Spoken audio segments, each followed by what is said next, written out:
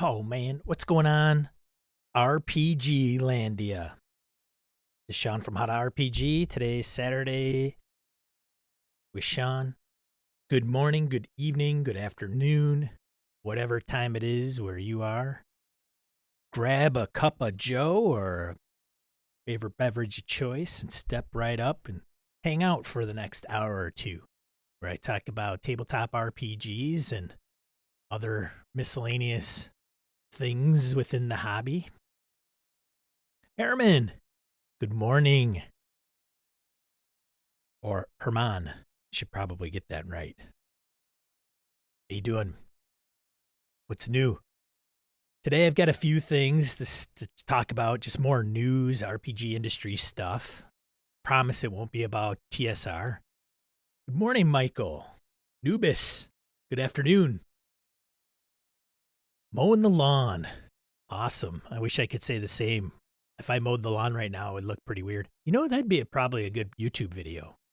Somebody in Wisconsin in February trying to mow their lawn with, 2 inches of snow on it.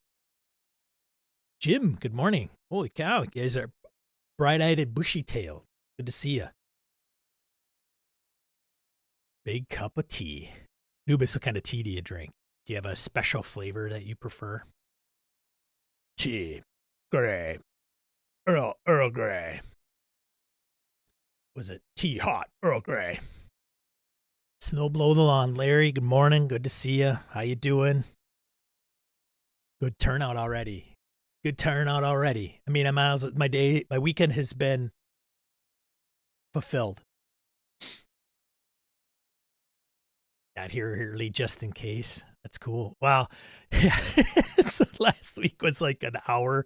So people typically get up maybe a little bit later and then join. And then I didn't have a lot planned last week. It was very much a, hey, how's it going? Oh, and by the way, I'm leaving because I got to go and record a video. So, which I did, and I'm editing currently, which is about play-by-post with Harrigan, which is really awesome. Just takes a while to edit the way I want it to be done. So, yeah, good times. Assam is my favorite.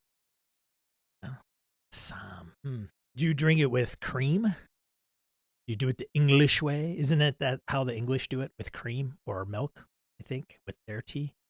Which it's pretty tasty. My wife has gotten, not that this is turning into tea talk, which it is. I have this cinnamon tea that's just awesome. She gets, I can't remember the brand or anything, but it's really tasty.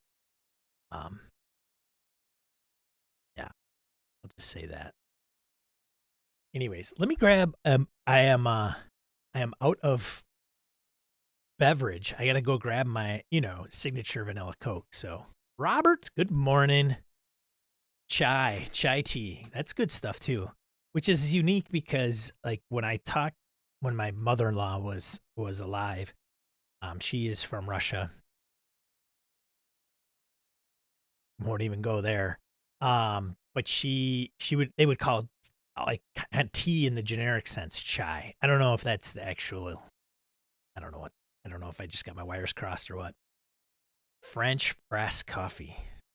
Wish I was more of a coffee connoisseur. Like every time I watch like Peter McKinnon, if you guys don't know who Peter is, he's like a huge YouTuber with millions of subscribers, kind of a cinematographer, photographer.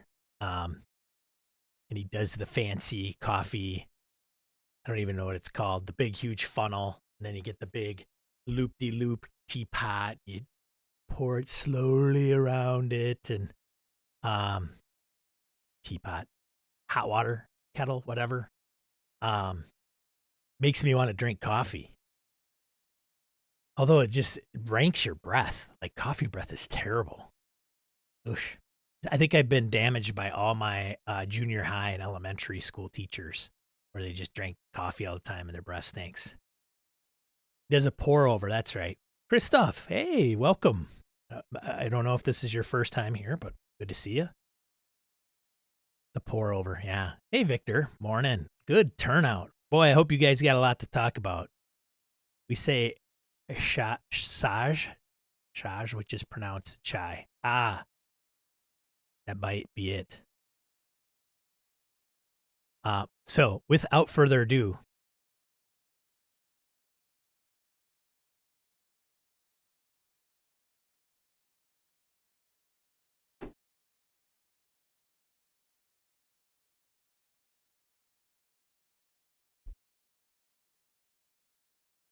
Siri, hey Siri, turn off stairs.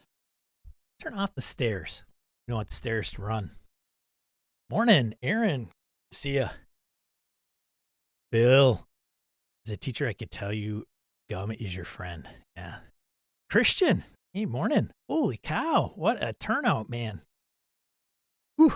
Hope I got to step up my game today. It's terrible. Just terrible. I've got some really bad diet habits. This is one of them.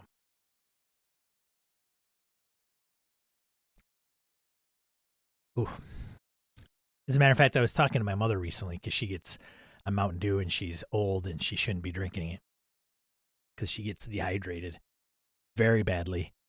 And so she says, you drink soda. You know, like, if you drink soda, I should drink soda.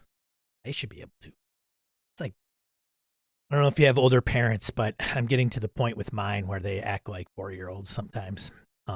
Specifically my mother. My dad's okay, but we won't go into that. But I've told her, I said, don't you stop drinking soda for like a month and then drink it and it tastes like crap? No, not really. Oh, okay, that's great. Or, yeah, but who cares? Which is probably more my camp. Anyways, let's talk a little bit about something, I don't know, RPG related instead of, you know, who knows, whatever comes up. I'm interested. Do as I say, not as I do, or better than me. Yeah. My mother is in the mode where she is finding ways to support her arguments. So she rallies complete strangers, and I say complete strangers as in maybe somebody she talks to on the phone, maybe a cousin. And as soon as I say, hey, you know, you need to start thinking about this or doing that or whatever, she tries to find somebody that will back her side of the story up. It's kind of ridiculous. Anyways, Christoph, I was watching your videos lately, very informative. Guess gods of YouTube decided to show me this live pop-up just in time. Well, that's good. I hope I don't disappoint. I'm a little tortured with this channel, honestly. I'll tell you what, video editing and audio at the same time is a challenge. And I think it's because I have in my brain a certain way that I want to have videos look. And therefore, it's inhibiting me from doing them and getting them out quicker, where, you know, you could just literally turn on the camera, hit record, put it out, call it a day. You may have success, you may not, whatever the case is. And so I'm getting caught inside my head. And because I haven't been doing this for 7 years, like our audio show on Gaming and BS, Christoph, if you're not familiar, I co-host that with a buddy of mine, Brett. So you can find that at your podcatcher of choice, where we talk about tabletop RPGs. We also have a YouTube channel at gaming. If you go to gamingandbs.com/YouTube, they'll get you there if you're interested. We don't really do this kind of format. It's he and I talking about a main topic, and we have listener and community members write in to comment on previous topics and how we might have been wrong, or better ways to do things. So if you want to check that out, by all means. And so anyways, this channel, I was just talking to Harrigan the other day, a buddy of mine, some of you know well, and just like, man, so I recorded him for Play by Post, and I was like, well, how do I want to do this? He's in Colorado. How do I want to set this up? So I'm in the middle of editing it because I see how I think I want to produce it, and I should say present it. But man, then it just delays things, and it's kind of a pain in the ass. And as a matter of fact, I recorded something on my camera, used a mic that kind of came with a kit, and the mic sucks. So the audio is terrible. And I tried to engineer the audio, and it's like, I can't live with that audio, because audio is important, I think, even in video, probably even more so.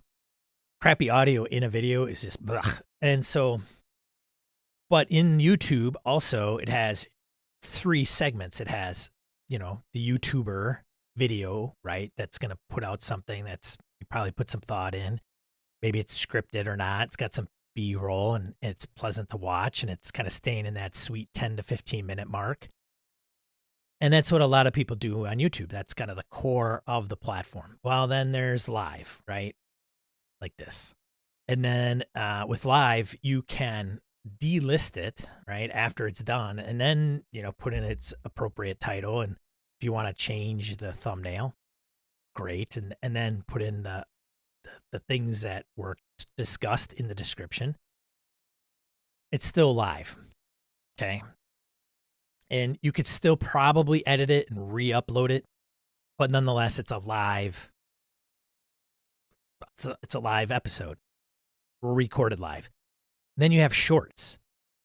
So what happens is I kind of get into this conundrum of, well, you might tune in here live, but may not watch all the other videos, or somebody may come across the video, or a live video shows up in somebody's feed. They're not interested in live videos. So they keep kind of trying, the algorithm in YouTube, they keep trying to say, hey, here's Sean talking about tabletop role-playing games live. And people are like, nope. And then they go, here's Sean talking about tabletop role-playing games live. And the person goes, nope. Eventually, those are coming from this channel, and they're just going to go, nobody's interested in what you have to say. Therefore, it's going to bring down all the stuff that other role-playing gamers might actually be interested in, which is the core videos, which I need to make more of. And then you get shorts that plays a whole nother role, because then you're tuning in maybe for this or video, and then all of a sudden short comes up and you're like, I don't want shorts. I want Sean's longer form format. So when you say no to shorts, then that could also do different things. So people are talking about this on YouTube on how to use shorts and live and all this. And there's different philosophies and approaches. And, part of me is like, well, maybe I should just have a YouTube live channel, and then I should just have a video channel, and then just a shorts channel. But then you have 3 different channels. So anyways, if you guys got this all figured out, let me know. I don't think there's a quick silver bullet to any of it, but anyways, enough about YouTube. Yeah, I'm actually doing my first ever YZE campaign in Coriolis. Was earlier getting educated on your video shorts explaining rules like combat. Oh, cool. Thanks for viewing that, Christoph. Appreciate it. Yeah, YZE. I have not played Mutant Year Zero, but obviously I'm a big fan of, everybody knows, Forbidden Lands, which is another topic. Just kicked off session 1 of another Forbidden Lands game. I could talk a little bit about that later. I have Tales from the Loop. I have Coriolis. I have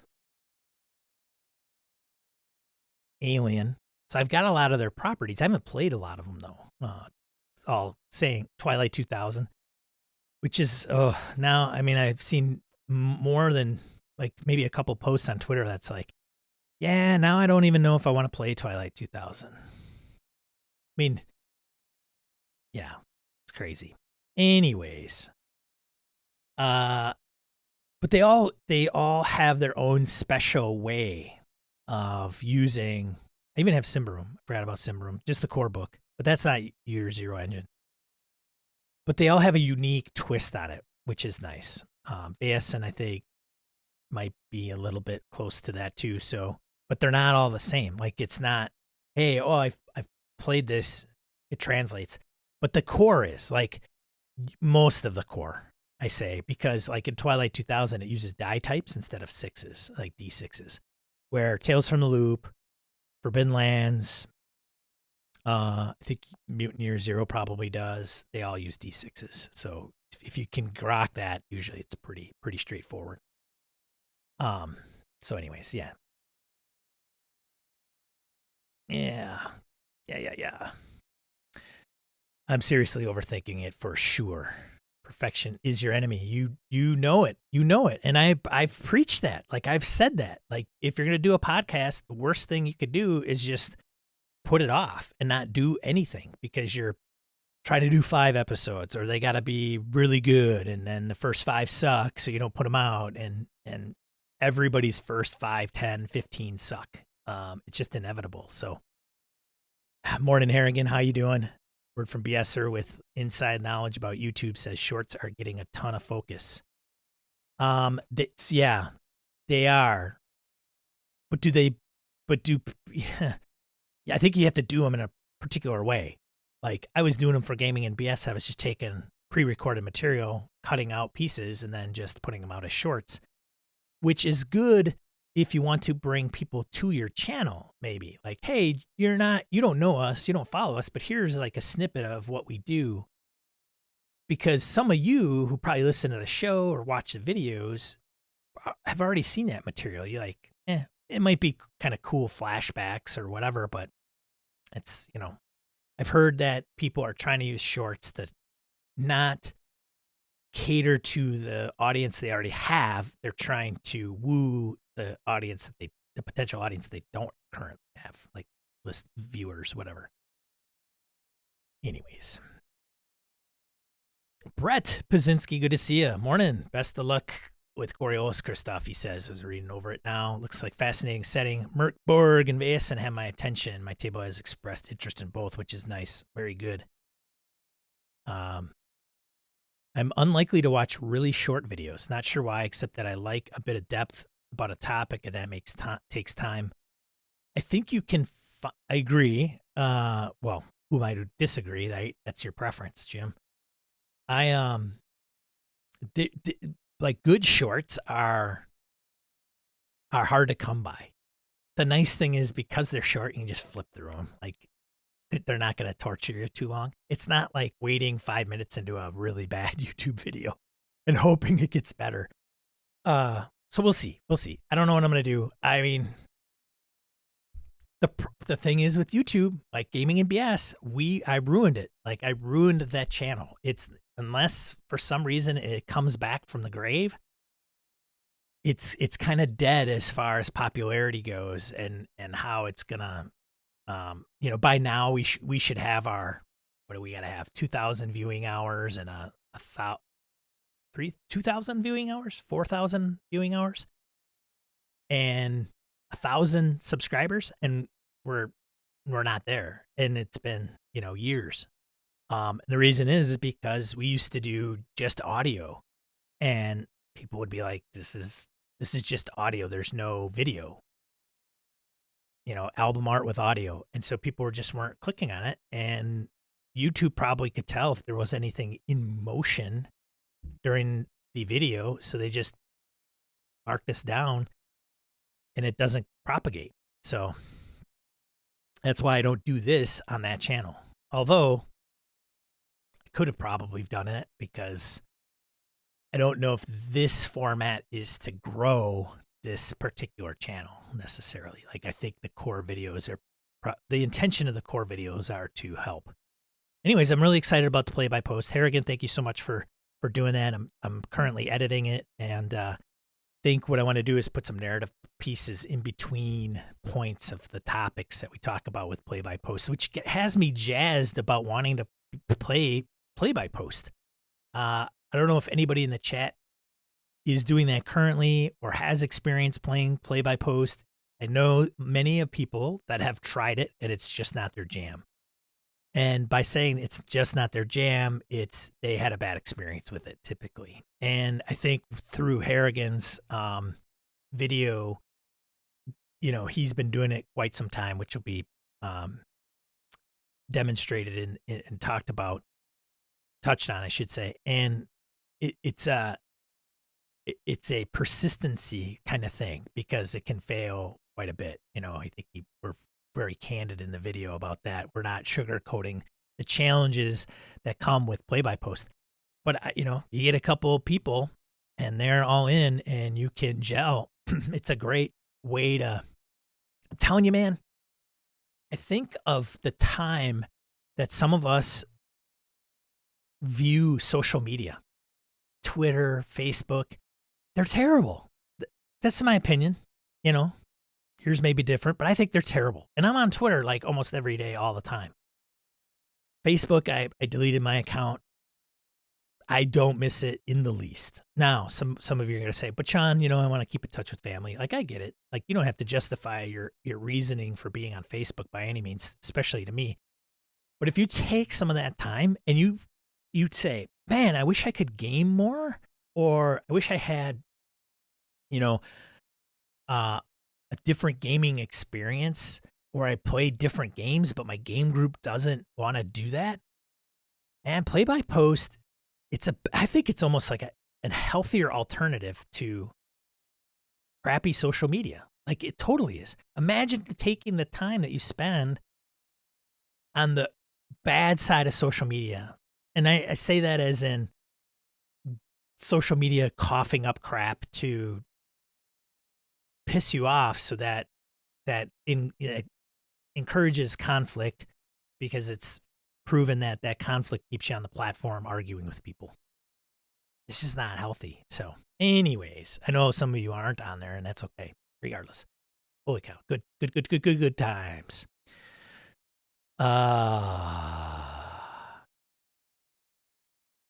One trend in shorts I have seen that I enjoy: post a 30-second video explaining one topic in short. For example, a toy collector I follow posts a 30-second video on one vintage action figure.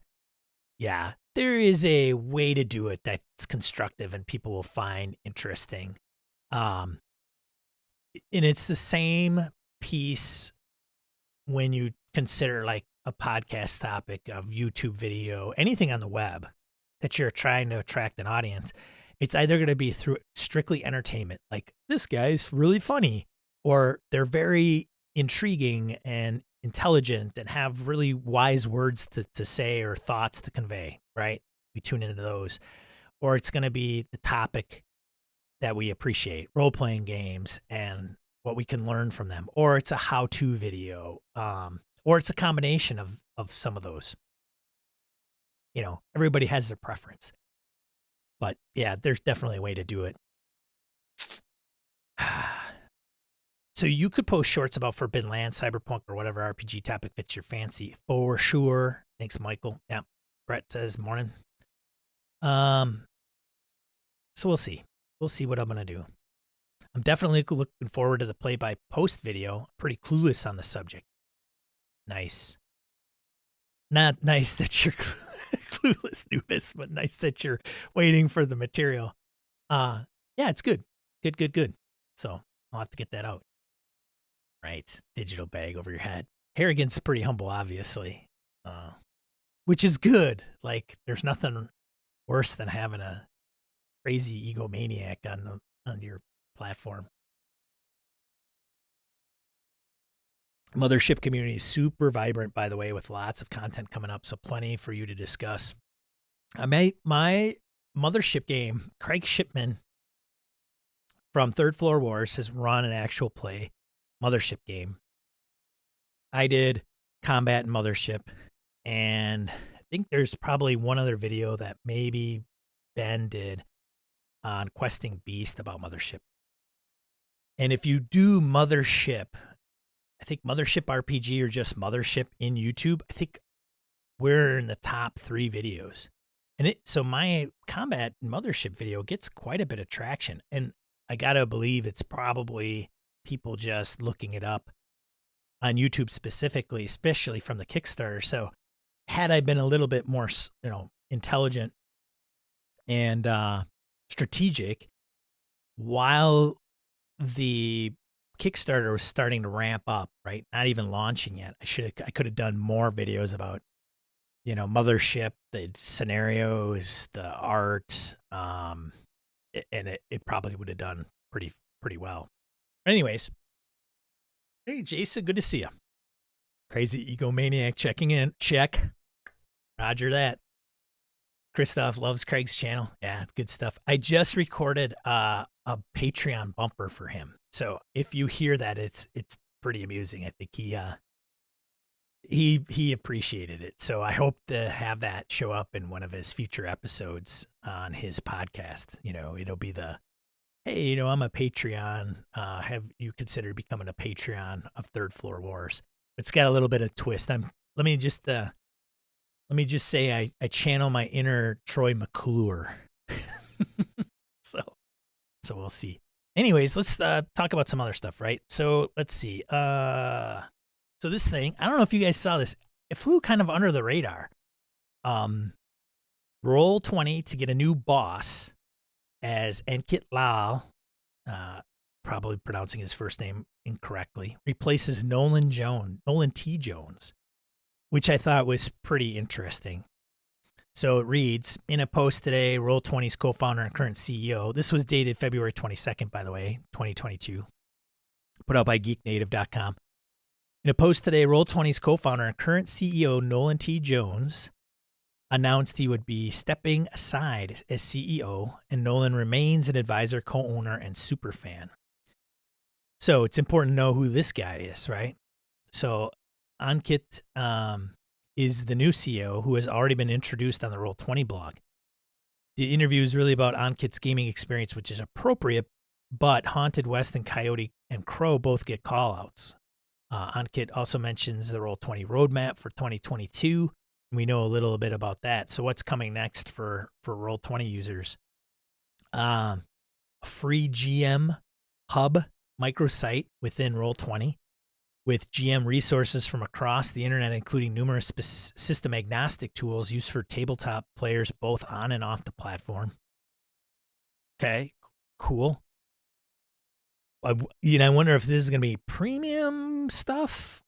Doesn't say yet. Top requested improvements from users to the VTT, including UI improvements and new features for GMs. I'm interested to know what that looks like, just because the UI hasn't changed. Like, I've looked on there. Oh, man. Just for, as we say,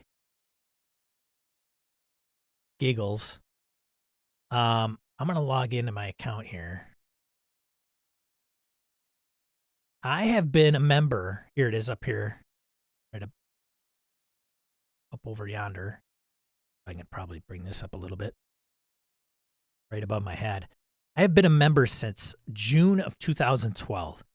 So almost 10 years. And I think I might have been a member of Roll20 when I think Hero Forge was it called? Josh Owen out of Minneapolis area and a few others from Google Plus were starting to make their own platform. I don't know, and it got kickstarted. I think it got funded, and then it never launched, and they didn't know what to do. So what they did was they talked to Roll20, which was at the time really going to be a direct competitor of theirs. And Roll20 said, whoever kickstarted will just give them a specific level of status.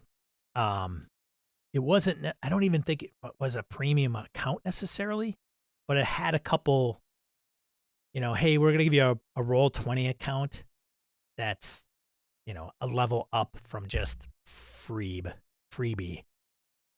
So that's when that probably, I don't know if I had a Roll20 account prior to that or not. Regardless, the UI has not changed in like 10 years, as far as I can tell. Just pretty crazy. So, yeah. Let me see if it tells me, here's my achievements. You guys ever look at your achievements on Roll20? It's pretty crazy. Like I would have never guessed some of the things that are on here, like some of the badges that you can get. But it tells you when you're a member, GM of 12 games. I don't know what the V is for. 1,043 hours played. And 13 forum posts. Which I'm not even sure because I've never been on their forums that I know of. So it must be like if you've posted something like a game, it counts it as a forum post. I have no idea. Because that would like 12 and 13. It's not that far off. But anyways. I thought it also, like some of these badges are kind of cool. They'll tell you. Oh, yeah. This club badge played 1,000 hours in Roll20 games. I think there's one that tells you like, here was represented, played with 100 different people on Roll20. Here's one that says I played with 50 different people. So it's kind of crazy. Anyways, going back to the article, I'm interested to know what that list of VTT improvements would be. and how long they've been around and been requested. I'm telling you, man. Oh, Roll20, man. Nolan, I don't know Nolan from a hole in the ground, other than just things that have come up in Roll20 news.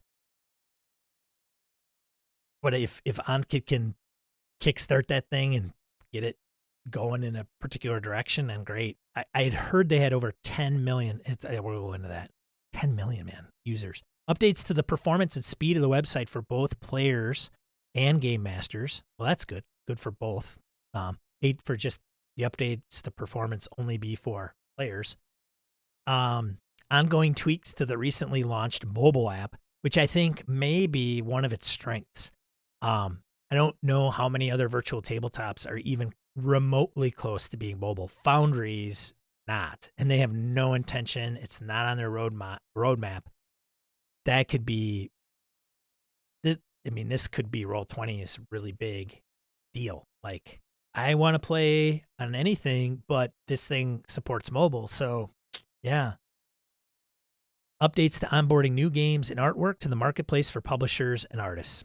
That I don't care about because I don't want to peruse Roll20 as if it's a drive-through RPG. It just, no, not for me. Ugh.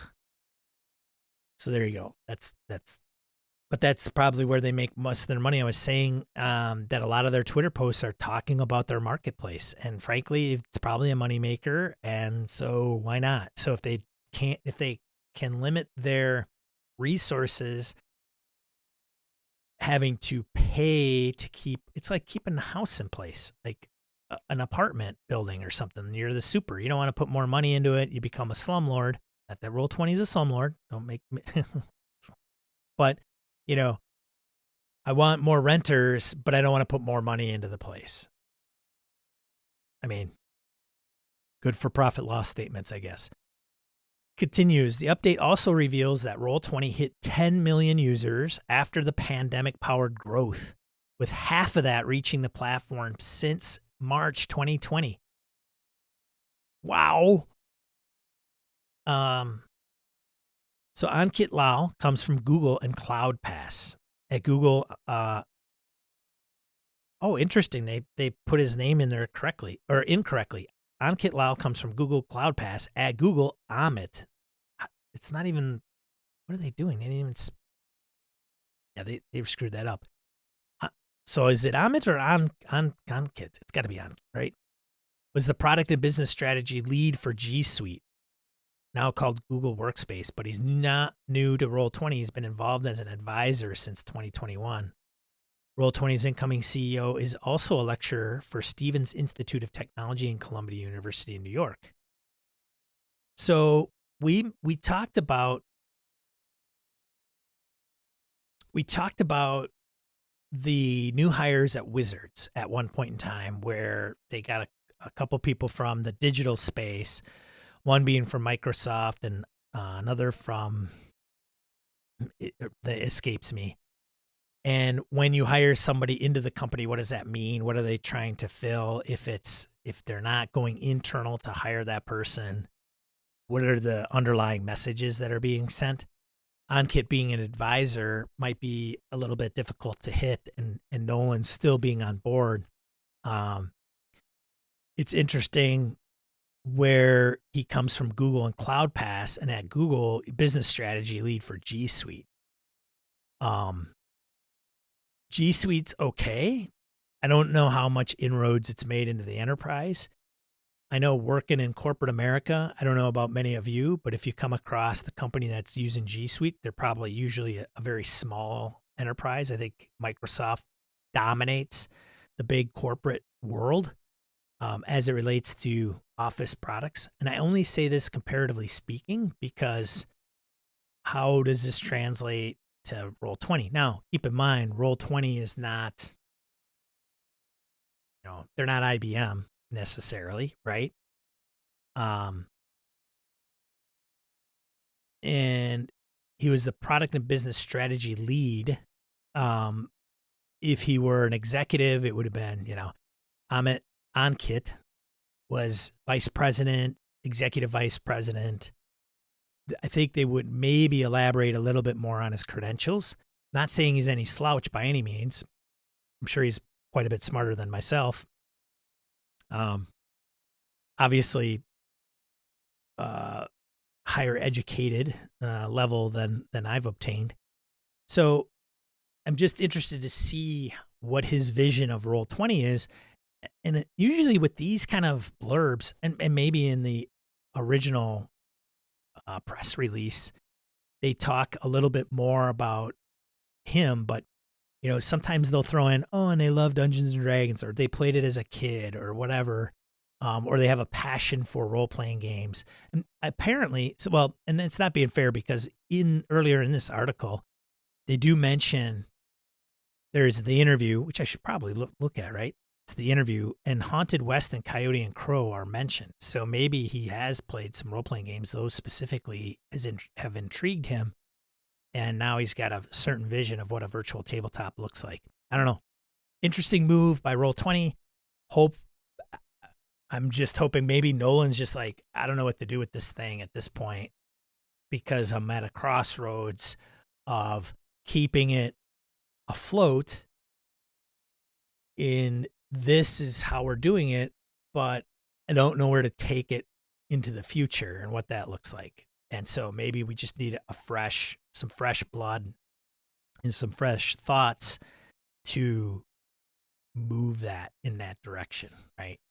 I got to hand it though. I mean, if this was Nolan's decision, recognizing that's not a bad thing. I think that's a good characteristic of an individual who can just kind of say, you know what? I don't think I'm doing what needs to be done to take this thing to another level. I'm going to get somebody else to do it. I'm going to still stay on as an advisor because it's mine. Great. Some folks in that level role, they take that thing down, kicking and screaming. So anyways, I don't know what your thoughts are.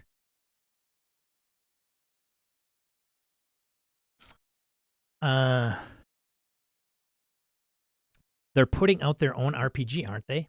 It's changed a bit in the last year or so once you're in a game. Not a lot, but the sidebar has some updates, Jim says. They did put out Burn Bright.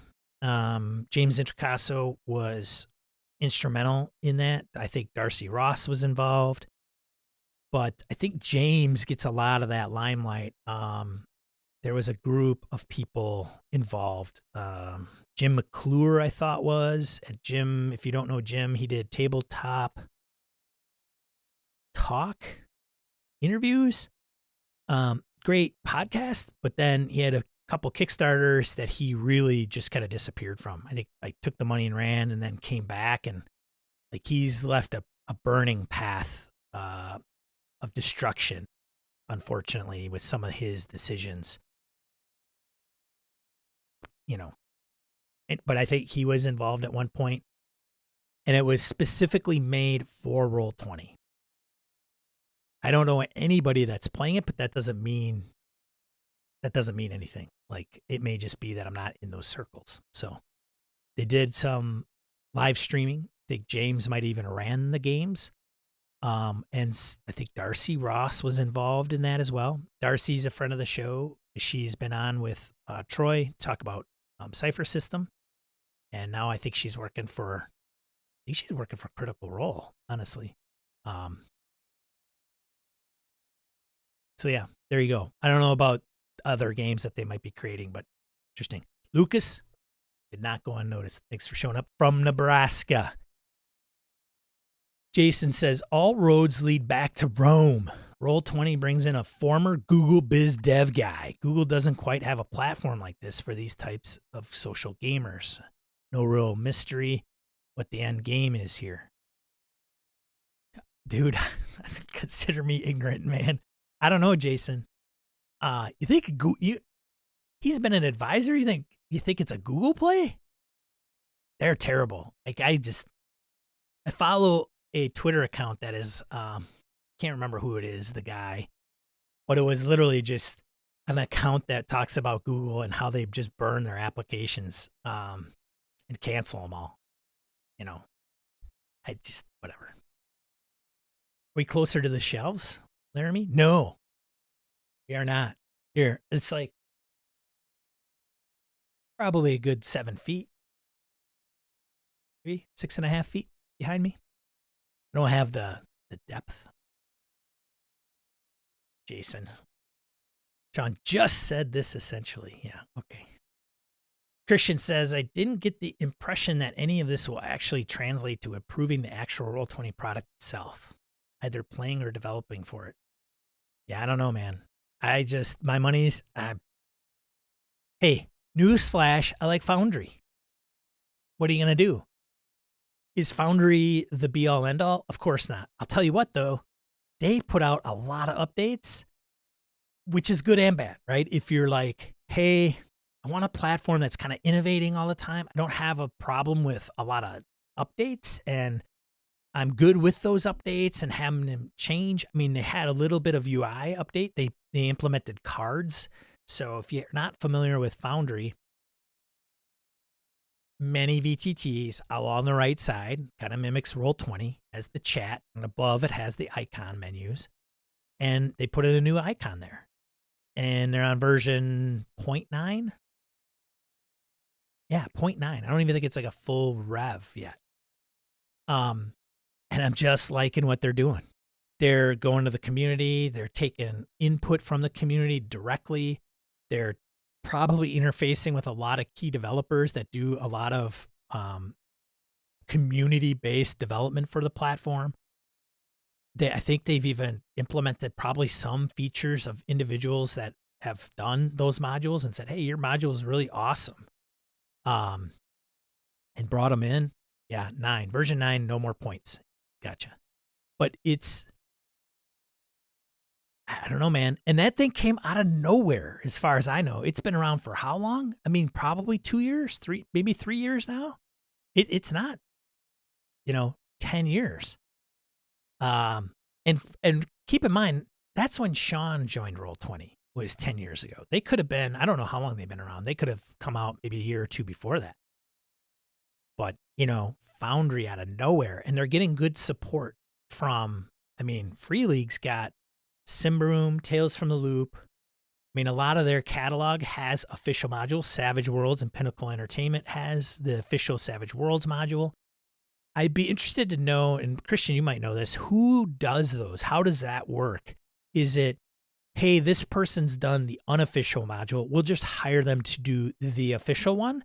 Or is somebody like Pinnacle going, well, they have a GitHub, it's open source, so we're just going to fork it, make it our own, and populate the data of our rule book and the rules, and then we're going to launch it as a official module for Pinnacle Entertainment?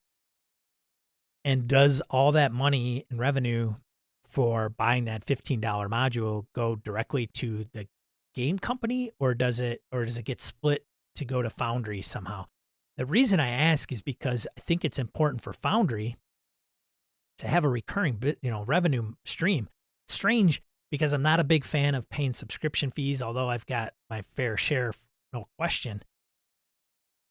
But one reason I do not use Adobe products is because I do not want to throw Adobe $25-$50 a month. I just don't. I'll just buy Affinity and call it a day. But then, how do they make more money? Well, maybe an upgrade, and you pay for the upgrade or the new release because it's got different features or whatever the case is. There's plenty of audio engineering software out there that does some of that, like Isotope and some of those, and Waves. You buy the plugins, they're yours. But I thought even Isotope was, has a software as a service piece. God, it's just, boy, that subscription model must just be the bee's knees. So I'm a little worried with Foundry charging $50. If you're not familiar with Foundry, it's $50. And they sometimes run a special during the holidays where you can get it for like 10 or 15% off or whatever the case is, maybe even 20. And once you have the license key, that's kind of all you need. So, all right, Larry, good to see you, man. Thanks for stopping by. Got to go move. Ugh, poor guy. Whatever other strengths Foundry has, Roll20 is much easier to get started with. Forge hosting helps, but there's still more hurdles to get signed up and start playing and running. Yes, no question. For sure. No arguments here. I like it. I like that piece to some degree. Because I think it can enhance the game. Like, I think as the game master, it falls on them. And as long as the player experience is relatively smooth, which I think is pretty big, or because I think it relies more on the game master. It just does, right? I think when you're talking about virtual tabletops, if the game master has a good understanding of it, that it makes it easier for the players. And let's face it, what do the players need to know with a virtual tabletop? They need to know how to navigate their player character sheet and how to make rolls, maybe message. If there's resources to access them, but sometimes you don't even have to have those resources. Like, I don't need a journal to in the VTT to give to my players. Are there some hiccups with VTTs? Absolutely. And I think that's where the game master or the person running that platform has to kind of understand what it can do and things of that nature. And I'll tell you what, like, Jim's in my Forbidden Lands group on Wednesdays now. And with the prior group, the Thursday group with Harrigan and Phil and those guys, Wayne and Kevin, like, when an update happens and they go, oh, this thing, look at now this happens. I mean, you roll in Forbidden Lands and it does a lot of the stuff that you would typically need to keep track of. So, for example, in Forbidden Lands, if you fail a roll and you push it and you have a Bane, you get a willpower point. Well, if you're playing at the table and that happens, you take your pencil and, add it to your sheet. After the roll, you count up the dice. Like, Foundry does all that automatic. Now, the good thing is it does it automatically. The bad thing is to some people is it does it automatically. Because some people, pen, paper, and dice, man, they like that stuff. They, if VTTs morph too much into automation, then it'll become almost like a video game, and a lot of pen, paper, and dice folks like us will get turned off from that. We don't want that. I'm a little, isometric maps are cool, and there's a tutorial to take Foundry and make it isometric, and you can take the miniatures and you can kind of put them on there's a way to do it. It takes a lot of finagling, and I think isometric is awesome. But I also look at some of these other apps that might be coming around where you're like, they're miniatures, or they put your view into the dungeon, and what you can kind of see are the walls and the distance, and it's like very, taking Dwarven Forge and putting you down into, on the table into the dungeon, and maybe you can move out kind of third person and player it from above. There is a debate about all that stuff, right? There's even a debate whether you're going to use Dwarven Forge or not. Even virtual tabletops aside, there's people that will be like, 3D stuff like that is just a waste, and what's the point? Just use theater of the mind. You don't need all that stuff. So the debate isn't just with virtual tabletops looking like video games and things of that nature, or the automation behind it. It's just a philosophical preference when it comes to role-playing games. PEG adopted the core system officially. Interesting. Christian Serrano says. Jason says Roll20's value. 1, platform that works, albeit with outmoded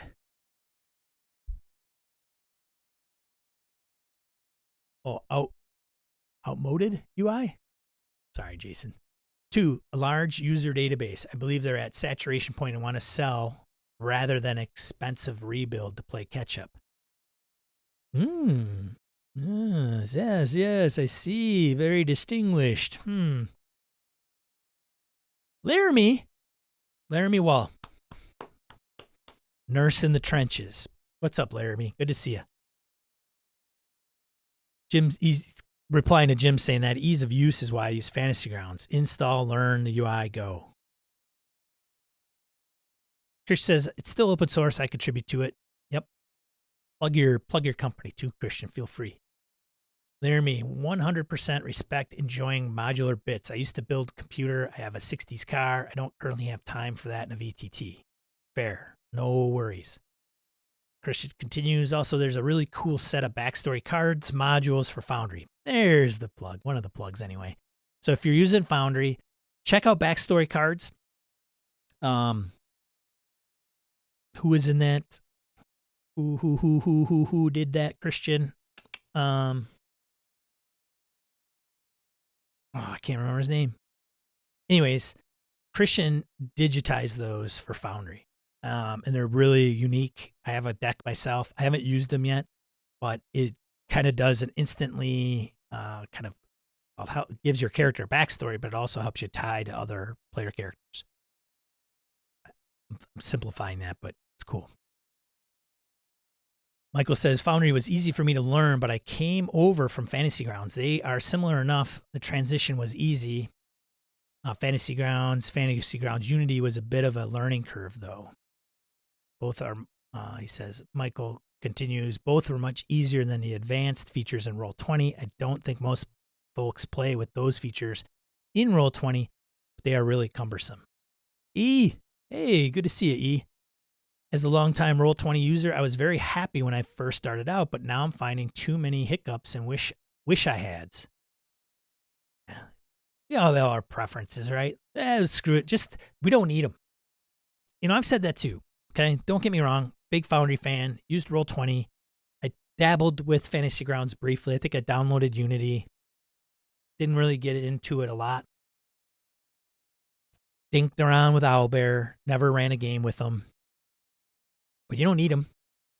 I mean, there was a time when we didn't need that stuff. Character sheets, dice, pencil.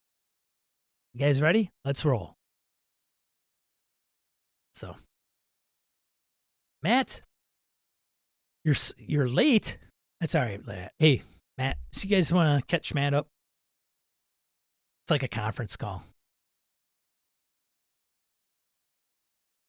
Glad you could show up, Matt. You were in a meeting? I see. Well, it happens. Michael says, I also used Roll20 for about 7 years before I switched to Fantasy Grounds. I'm very familiar with the hiccups it can have. Jim says, I haven't used any of the advanced features in Roll20, neither have I. More likely to use them in Foundry because I have access to them, but like Nubis, I prefer pen paper approach even online. I think the most advanced thing I probably used in Roll20 was the scripting tool, and the main reason was because I had to get the character sheets for Star Wars Fantasy Flight games to work. And in order to get access to that script, you have to have a premium account. So as soon as I stopped paying my subscription fee to hold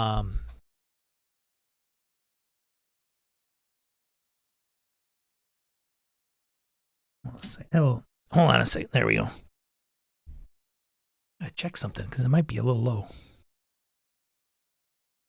Oh, for Pete's sakes. Yeah, why am I so low there? That probably helps. What I was going to say is to get that, you need a subscription fee.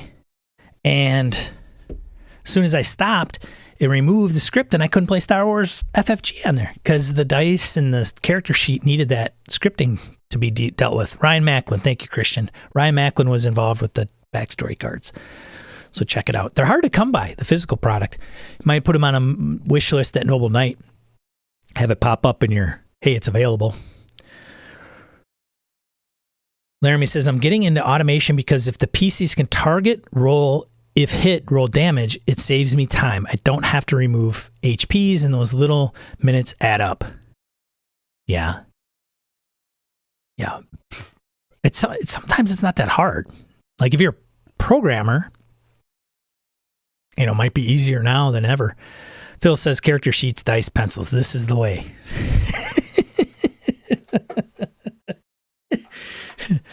Phil, I'm just glad you're here in the chat, on YouTube, on the internet today. Phil has spotty internet at best at times. We have to play Zoom because Discord doesn't work for Phil very well. Blame it on Discord, Phil. You're all good. Matt says, busy times here in Switzerland, land of cheese and chocolate. I've been to Lucerne, man. Beautiful country, Matt. Beautiful country. Lucerne was a great trip. I'll never forget it. Lucas says, a friend started running Pathfinder 2E and wow, it was awesome support on Foundry. A bit of a learning curve, but it was so easy for the GM to add the content and adventure info, liking it so far. It can, there is, I think, a certain appreciation we have. For example, you go to a con, Gen Con, they bring out the big models, right? They bring out the big, huge dungeon that's all done in Dwarven Forge. It probably costs thousands of dollars to buy all the pieces. They put it all together, and the guy or woman who runs it runs players through that for specific events. They've got little pit traps, gelatinous cubes wandering down the halls, pillars, might even be multi-level. We have an appreciation for that. It's like taking us to our childhood and playing with little figures and stuff like that. The diorama, right, that we might have made, Matchbox cars, Hot Wheels, whether we would prefer to play it that way or not. So same thing with virtual tabletops. We could sit here and say, pen, paper, and dice, man, that's the way to go. No big deal. No fuss, no muss. It's easy. But I'll tell you what, if you play a virtual tabletop game and it's configured properly and everything kind of works smoothly and the players have a good understanding. It doesn't have to be great. It's just like, okay, I got my character sheet. I kind of understand how it works. So if I have to do a skill check, I literally just click this and it rolls the dice and calculates it. If you take something like Foundry and it's got dynamic lighting and it has dynamic sound and the DM sets that all up and makes it a cool dungeon crawl or adventure. I was telling, I don't know if it was Phil or somebody else, but there was a Star Wars Cantina map that I implemented into Foundry. And I drew the walls. So if you were outside of the cantina, you couldn't see, it's just big black. You could see the edges of the walls to this cantina. And if the players go through the door, it would open up and it would only allow them to see based on the angle that they were at. So if they were behind a wall looking through a door, well, they only got the angle that doorway would allow them to see. And then once they got into the bigger room, then it opened up again. But lighting took place, right? So if the light was, say, 40 feet from them, the further out they were, the dimmer the map inside the cantina would be. And then as they move forward, it would get lighter. Not only that, but there was a stage, right? Gotta have the stage with the cantina band. And on the stage, I could drop a couple different lights with different colors, and I got them to pulse. Like there's a pulse feature. And you could increase or decrease the rate of the pulse of the light. And you could change the color of the light. So literally on the stage, I would place 2 lights on each corner, and then I would draw out a radius. And then when they would enter, it looked like a frickin' disco. I mean, and if I dropped sound on it, I could put the sound origin from the stage. So if the closer they got to the stage, if I set it up correctly, or in this way, if they got closer to the stage, the lights would be brighter and the sound would be louder. And if they walked away from the stage, the sound would decrease and the lights would be dimmer. Like, that's fantastic stuff. Now, it may not be your preference on the play that way, but let's admit it. It's kind of like the cool 3D dungeons of Dwarven Forge and having an appreciation. So we may not like it, we may not prefer it, but I think we can all kind of say, that's kind of cool, I think, right? And it provides a particular experience. Now, it may be one that you don't prefer, but I don't know, man. I think some of that stuff is pretty damn cool. That's all I got to say about it. Anyways. And if you think I'm bullshitting you, I'll show you sometime. I'm more than happy to do that. All right.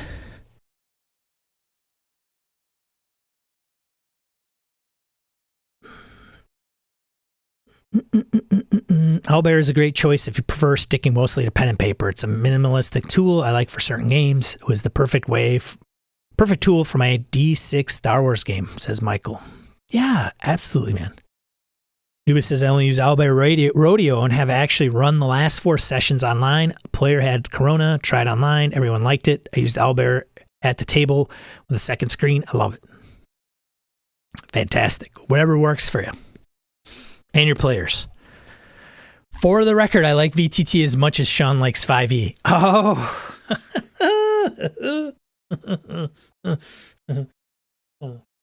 Oh, I gotta get my sound effects on this profile over here. That'd be big fail trombone. I love 5e. 5e's the best. Huh.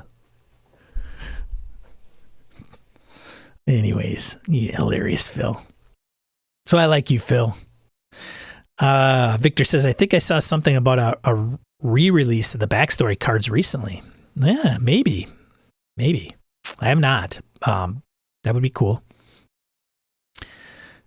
Phil is getting I love VTT's shirt, like Sean's 5e shirt. Yeah, I'll have to do that.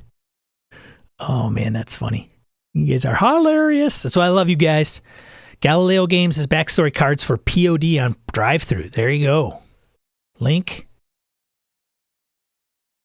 And Christian reiterates. Yeah, okay, there you go. You can't do a link. You can do it in the Discord. Everything, and most everybody here is probably on our Discord. If you want to put it in Discord and under promos, that'd be cool. On the Gaming and BS Discord. 10 Candles does that right.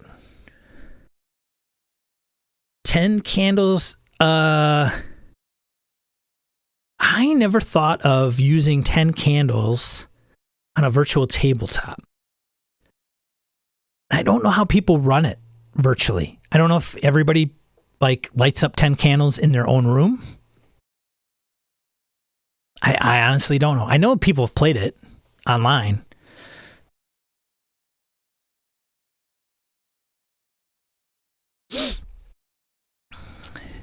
For Pathfinder 2e, Lucas says there's a module that just plugs the Adventure Path PDF in. The border, light, door are all preset. The GM talks about the sound options plus the character sheet just plug in so well. I'll tell you what, man. I imported Tomb of Annihilation, Curse of Strahd, Lost Mine of Phandelver, Sinister Secrets of Saltmarsh. I think those were the ones.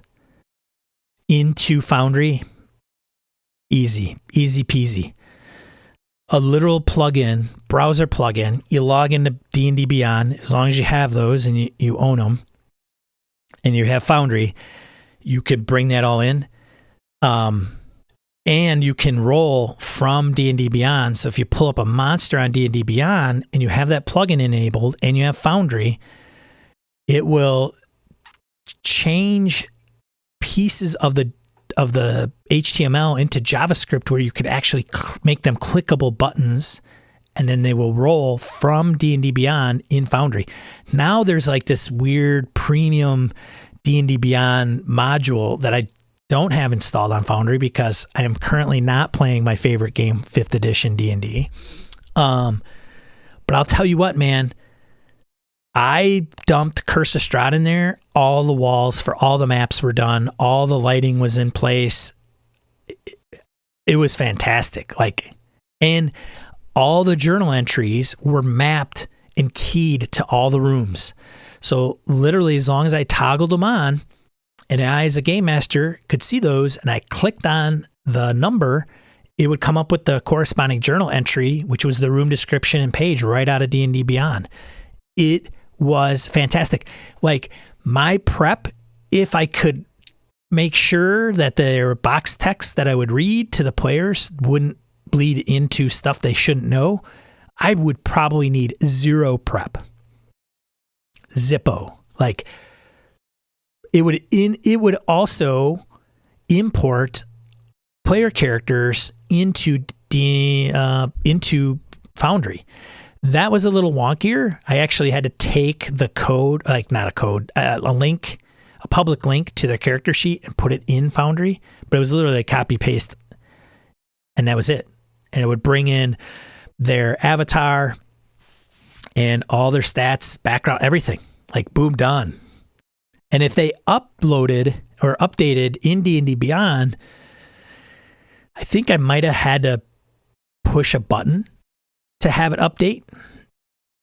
So the next session, I would just go through each player character and hit update, update, update. So as long as they did it in D&D Beyond, in Foundry, they would be updated. So it was like the bomb. So I understand, Lucas, exactly what that refers to. Now, I haven't done it in a while. I don't know.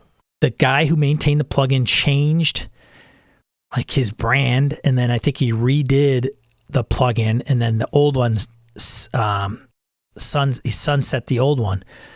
Also with D&D Beyond, I think there was, I mean, if you do that kind of stuff and you bring all that stuff into Foundry, that's hitting their site, and it can hit their site. You know, if everybody does it, it can be taxing. And what they can do is they can block that from happening, which would suck. It's kind of like website scrapers, right? And some sites can see that as I wouldn't say an attack vector necessarily, but there is some, how do I put it? It may not be best practices, you know. But anyways, Tomb of Annihilation, boom, the whole Chult map and everything. It was just all the Fog of War in place. It's just fantastic. Like, hey man, you want to run Curse of Strahd? Sure. And just boom, and I think I backed it all up. The problem is if I restore it, I don't know, because the changes of Foundry and the version numbers, if I could just do a restore and everything would be back to normal. I don't know. It should, only because there's assets in place, but I don't know if it would understand where the walls are on those maps. It was great, I'm telling you. Laramie, good to see you. See you later, buddy. Get some rest. We'll talk to you later. Geez, Sean's debt to 5e has been paid in full. He should have. I am a 5e power user. T.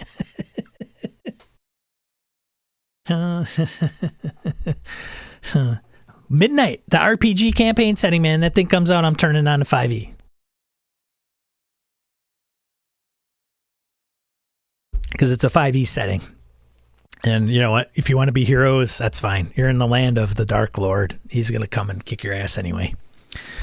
Anyways, what else do we got to talk about? What?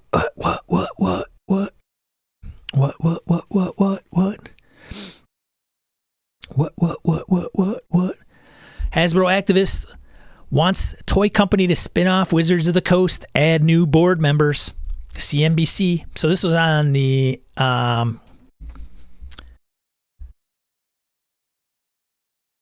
Wall Street Journal originally, but because they hit up a big old splash screen in front of me, I just pulled it up on this site. Had some discussion on the Discord. Beer Leaguer was involved in that. Thanks for chiming in on that, Beer Leaguer. But if you're not in the know, so what's going on? Not going to get into these weeds, but essentially, if you're not familiar, let's go into the history of Wizards of the Coast, shall we? Maybe not. Wizards bought TSR. Eventually, Hasbro bought Wizards, but they were a wholly owned subsidiary. They worked independently of Hasbro despite everybody in the industry, despite you and I thinking that Hasbro oversaw everything that occurred at Wizards of the Coast. They did not. I have this firsthand from people that have worked there. Hasbro did not meddle with their day-to-day affairs or anything like that. They were a wholly owned subsidiary, did their own thing. Fast forward, Wizards is now a division of Hasbro, a publicly traded company. And they're making up like 46% of their revenue. Like the things that Wizards brought into Hasbro proper. Now you've got some shareholders. Alta Fox Capital Management owns 2.5% stake in Hasbro, which is worth about $325 million. And they wrote the shareholders to say that they want to nominate 5 directors to the board and urging the company to replace its brand blueprint. I don't want to go into a whole lot of details in this, but it's something that's occurring. Like you can go to Alta Fox Management's website and it's a decent website. Like it'll outline their strategy, what they're doing. What they outline isn't concrete. How do I phrase this? It's not like, it seems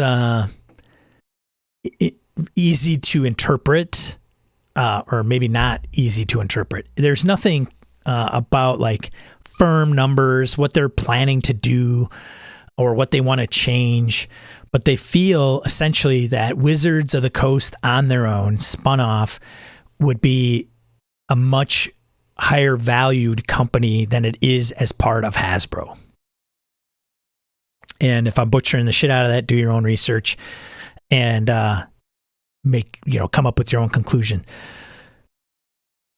So Hasbro stock closed on Wednesday as of this writing. So it's probably this past Wednesday or last week Wednesday at $97 a share on Wednesday, down about 23% from an all-time high of $126.87 per share achieved prior to the pandemic and prior to the acquisition of Entertainment One. So Alta Fox, right? These shareholders, or this company, argues that Hasbro can double its valuation by spinning off Wizards. Okay, there you go. Which it says has a different growth margin and valuation profile compared to the company's other segments.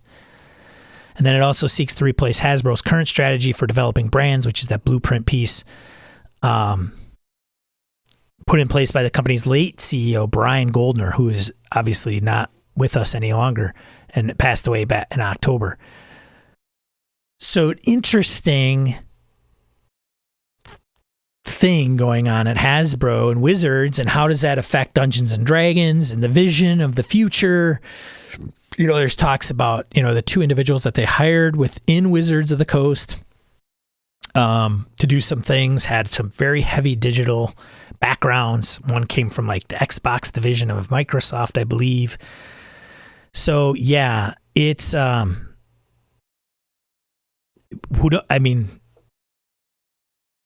knows? Like who thinks has the better vision? And what does that look like? And let's face it, man, this all comes down to money. So if you are like really, if the if the existence of Wizards of the Coast is this beacon of capitalism that you absolutely loathe in society, then this stuff is just going to piss you off more. Or it'll just be a thing that you can point at and go, see, this is why this all sucks. But they're a company and now they're publicly traded and shareholders want returns on their investments. So they have opinions on what that looks like, including Alta Fox. What are you going to do? So yeah, check that out. I'll have links down in the description to some of these articles, but it's, I am not a financial advisor. I am not a member of the SEC, and I don't own stock in Hasbro yet. But you can. You know what? You could make decisions. You could, that's the funny thing. So the same people that probably aren't big fans of capitalistic BS is that they may see it as, you could legit buy a share of Hasbro and weigh in on these things and know what's going on. Most of the times it's going to have to do with the shareholder minutes and the meetings and voting, right? You'll have voting rights. Right now, if we did a search, it sounds like it's almost about $100 a share. Gets you a say in potentially the direction of D&D to some degree, right? Internally, they're going to have their own, but it's going to be at a higher level strategy piece.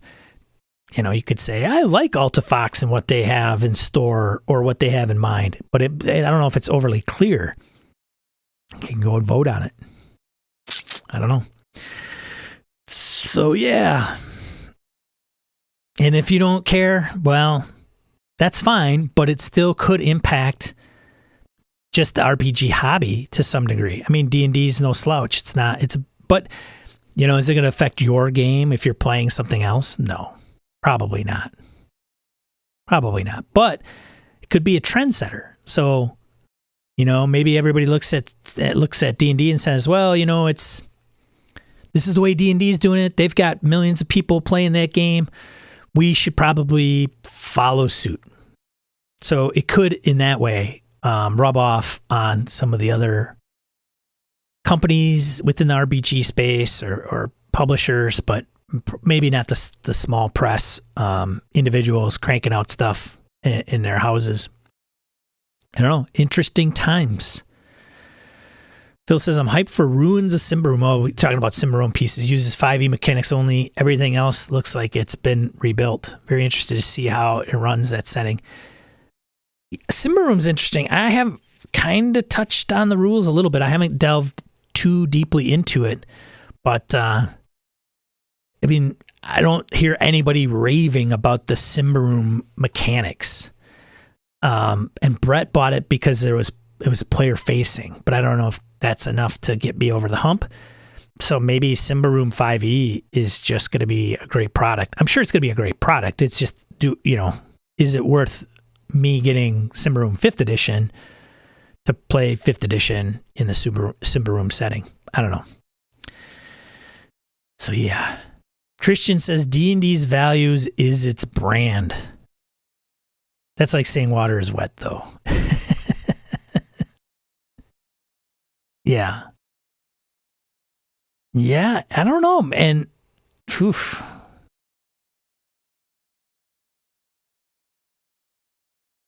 they were talking about, I think even in this article, does it say it? Maybe. This strategy uses storytelling to drive toys sales. Under Goldner, previous CEO, Hasbro successfully grew beyond just toys and games and into the television, movies, and digital gaming space. It uses its toy brands like Transformers and My Little Pony to fuel entertainment content, and then that entertainment content to fuel sales of toys. Company is currently producing a D&D movie and television show through E1. It also uses these brands for publishing apparel and accessories. And I read somewhere, or somebody mentioned it, like, great, but if Hasbro's a toy company, where are they sticking the toys? There's no Toys R Us. So it's got to be like Walmart's, Amazon maybe. Just think about, like, toy stores, they're gone. I don't know any toy stores. KB Toy Hobby, that's gone. Toys R Us, the biggest toy retailer, gone. They're not selling direct. Mattel and Hasbro, I think they specifically said Mattel and Hasbro have had to take a hit on the head because of the retail channels. I don't know.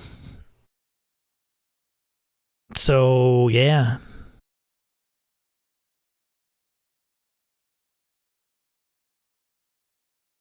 It's a pretty in-depth article here. They also mention, like, the movies, like the recent G.I. Joe one, Snake Eyes, like it didn't do that great. Shocker. Like, dude, does Hasbro and Wizards know how to create a movie? Like, they're doing the D&D movie and they're doing the D&D TV series. I'm not convinced that they're gonna be all that great. They're, maybe they got the wrong people doing it. I don't know. Yeah, I think right here it says right here. Additionally, Hasbro is taking into account the impact pandemic has had in its film production. Its newest Transformers film was delayed until 2023, which translates into delays in ticket sales and product lines. What's more, Hasbro was the company that held the Disney Princess line and lost out to Mattel. That's not the one I think I'm talking about, but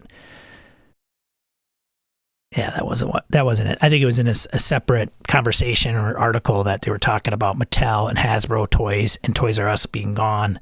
That's, being toy sales place.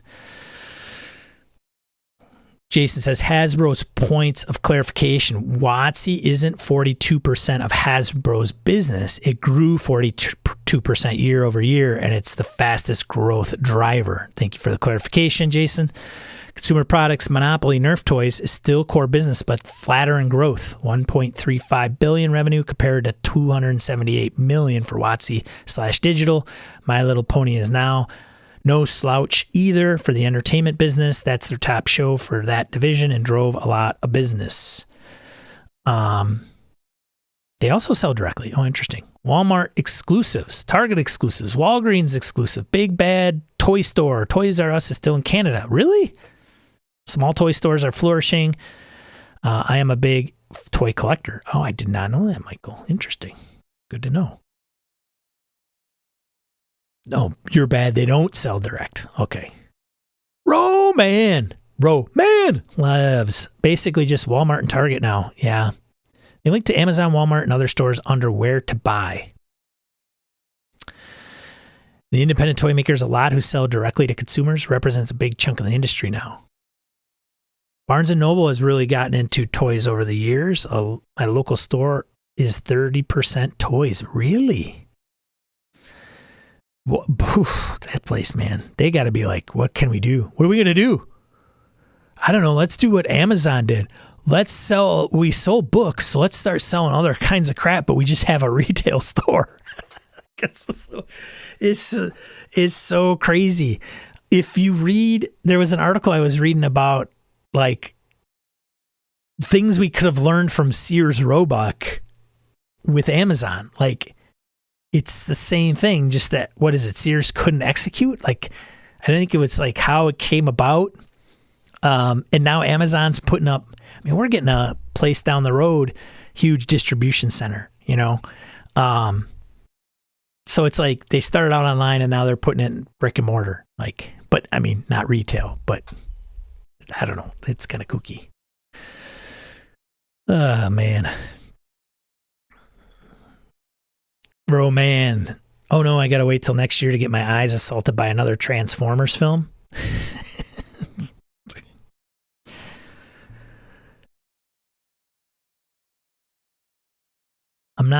Jay says, I'm not convinced in the movie and the through line between WotC and Hasbro's other lines of business. Alta Fox doesn't believe in it either from the sound of it. Yeah, I don't know. I wonder if it's just a production studio that they just don't want to pay. Like, we're going to go with the B team or C team because we don't want to give the rights to insert, big time movie production, TV production studio. We don't want to sign the rights over to Sony and never be able to bring it back. Like Marvel can't get Fantastic Four and the X-Men back from Sony. I don't know. So they choose, E1 is like, what is that, a part of Hasbro, I'm guessing? Like, I didn't even know. Who's E1?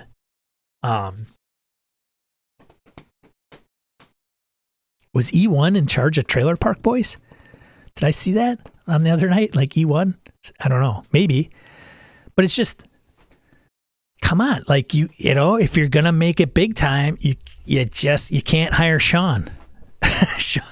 Sean Studios. I'm not saying that E1 or some of these other ones can't put out good quality stuff, but I mean, let's face it, we all have our strengths in certain areas, and not all of them. What's up, Zweefer? Michael says, until a good D&D movie is product, I'm not sure I believe in it either. Don't get me wrong, I enjoyed the ones we have to some degree, but they're not great by any means. Christian says, Disney got X-Men and Fantastic Four from Fox. You're right. Appreciate it. Spider-Man is Sony. Universal still owns Hulk films. Like, look at that. It's just crazy. Like, they own that. That's like the Beatles, not like none of the Beatles owning any of their own work. Like Michael Jackson owning all the Beatles songs, and now Michael Jackson's deceased, so I'm sure his kids own the Beatles, the rights to all the Beatles catalog. Like, it's just mind-boggling to me how that all works. I mean, that's got to burn, right? I don't know, but then I don't know. Maybe they made bank. Like, Paul McCartney and Ringo maybe not give a shit anymore. Like, hey, I got our money. We don't, somebody else owns it. That's fine. I can still listen to it. I still got that freaking platinum albums hanging on my wall if I want to crank them up on a phonograph. Oh, man.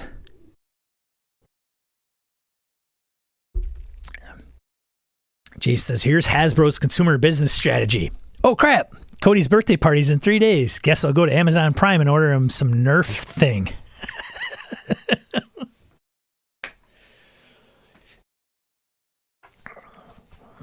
Yeah. Maybe we. You know what? Maybe we, you and I, we all buy one share. We get the whole RPG hobby industry to buy like a Kickstarter. We do a Kickstarter to buy shares. We create an equity firm, private equity firm, and we buy the stocks of Hasbro, and we take D&D from Hasbro. What do you say? Who's with me? We determine the course of Dungeons and Dragons. Crazy, but it might just work, right? $100. That's one share. I mean, we'd probably need 325 million people well, what is it? 325 million that this equity firm has 2.5%. Come on, we could do that, right? $100. What's 325 million divided by 100? 32.5 million, right? 3.25 million. Where's my decimal point? Like, I don't know. Have you ever seen RPG hobbyists agree about anything? That would be like Twitch plays business. Michael says, oh, hey, my BSRCon 2022 t-shirt came in the mail today. I'm going to rock that one when I got shopping later today. Let me know how it turned out, Michael. One of the things that kind of irks me is I can order samples for cost, which isn't overly less expensive, but I'm always concerned with the quality of the product. And if I had my way, I would get them printed and I'd go to a vendor, but it's not cost effective. So I hope it's okay and you don't wash it and everything just fades away on it, shrinks to the size of a little kid's t-shirt and you're wearing like a half shirt in like 3 days. Roman says, I foresee a shareholder meeting consisting of thousands of bickering nerds, each showing up with their house and homebrewed rules and insisting it became canon. It's not a good idea, right? I mean, it is kind of interesting, but it's a really bad idea. There's so much vitriol on Wizards anyway. I mean, the first thing some of them would do is, I own a piece of stock. Where's Mike Merles? I've come to get Mike Merles.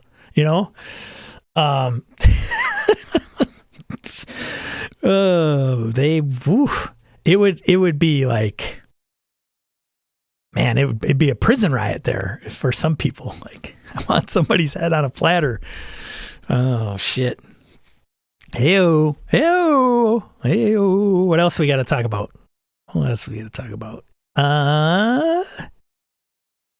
Oh, this is an interesting one. Evil Genius Productions launches Evil Genius Games. So this is the press release I got off of Evil Genius Productions or Games or whatever. This is off at evilgeniusgaming.com. So it caught my attention because it was like, hey, this company's redoing D20 Modern. So if you are a fan of D20 Modern, you are just going to be ecstatic. So the D20 Modern tabletop role-playing game released 20 years ago. It was one of the first and most popular role-playing games set in the current day. Okay. Okay. Over a 4-year lifespan, the system released 11 expansions. The game also created an explosion of third-party products that completed the original game. Now, newsflash, you could probably get D20 Modern almost anywhere for super cheap. Let's just do this, shall we? Let's just, for, again, giggles. Let's just, Noble Knight, D20 Modern, Let's just see what's out here. D20 Modern. Wow, I am impressed. The D20 Modern hardcover core book. If you go to Noble Knight right now, you could get one in very good condition. Only one left for $75. And here's the whole line. Most of the line. It looks like recent arrival, bestseller, recent arrival. They're not cheap. 80, 120, 45, 38, 35, 50, 60, 55, 42.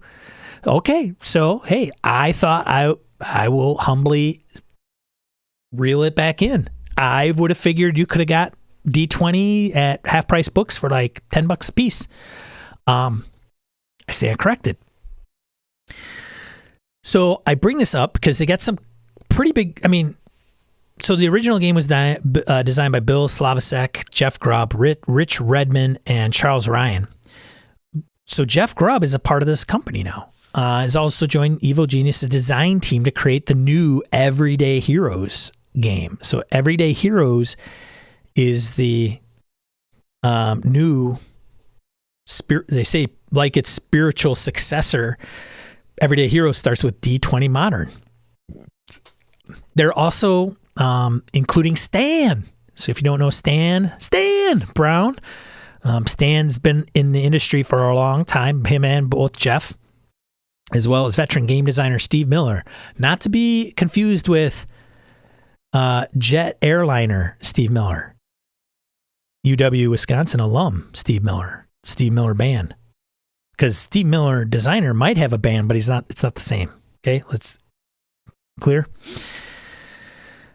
They've worked on Forgotten Realms, Dragonlance, Ravenloft, Marvel Superheroes, Star Wars role-playing game by West End Games. Like, okay, great. So they have this game, and this game company, David Scott's the CEO, and they founded it in 2021. And they're going to put out Everyday Heroes, which is a role-playing game set in the modern world and based on the D20 system OGL and the 5th edition reference document. So essentially, they're making D20 5th edition. D20 Modern 5th edition. So yeah, there you go. Anybody play D20 Modern out there? Anybody? Bueller? Anyone?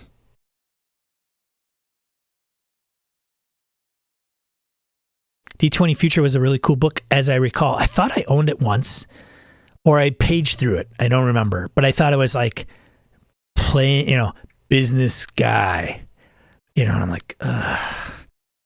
It is hard. A generic modern game is tough.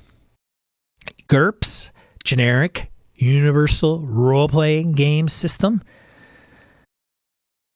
at least with GURPS, there were like you were playing within a, you'd have to get another supplement because you were going to play sci-fi or fantasy or espionage or, whatever genre.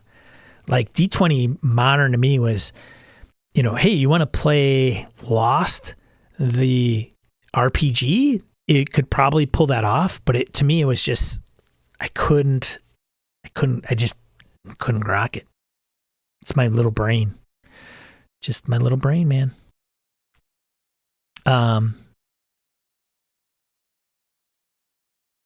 Yeah, so there you go. Christian's going to stick to Savage Worlds. All right, I get it, man. So my knowledge of D20 Modern is fairly limited, I guess. But, best of luck to these guys. They obviously aren't slouches, right? They got some good industry cred behind them. I'd be interested if that's going to be like their core product line, right? Like Everyday Heroes, and then just everything about Everyday Heroes. We'll see. I don't know. I just don't know.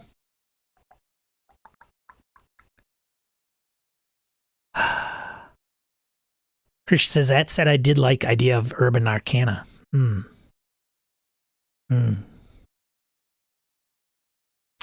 Very surprised Pathfinder never did a modern spinoff, says Roman. Are you? I mean, maybe Paizo knows something like, hey, nobody's going to buy a line where you can play lawyer, doctor. I don't know. I mean, I see the need. Kind of, I see the niche, but it's lost on me. Night's Black Agents, Delta Green, Cold Shadows, GURPS. I've played GURPS. World War, like 1930s GURPS, French Foreign Legion in Africa, kind of Cthulhu X-Files game. It's good. I liked it. Don't much remember about the system. I know it was D6s, but I just, I don't know. It's called Cthulhu. I mention these because they're kind of modern, right? You're kind of playing these days. I don't know.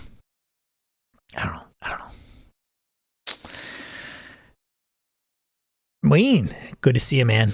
I played a bit of D20 Modern Trivia. The Expanse selling / books TV show started as a D20 future game. It was a D20. Oh, I thought it was Traveler, but okay. That sounds like great.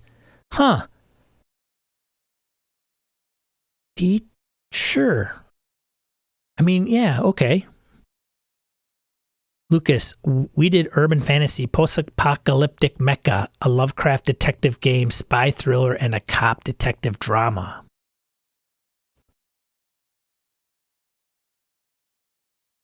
Victor says you never bought into GURPS for the game. You did it for those splat books to use in your fave game.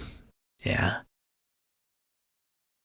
For me personally, levels, classes, hit points don't work in modern games. The randomness of the D20 is also at odds if you're trying to model competent starting PCs, but I'll get off the soapbox. I waged this war for years. Jim, Firefly was Traveler. Yes. Allegedly. Yeah. With Joss Whedon.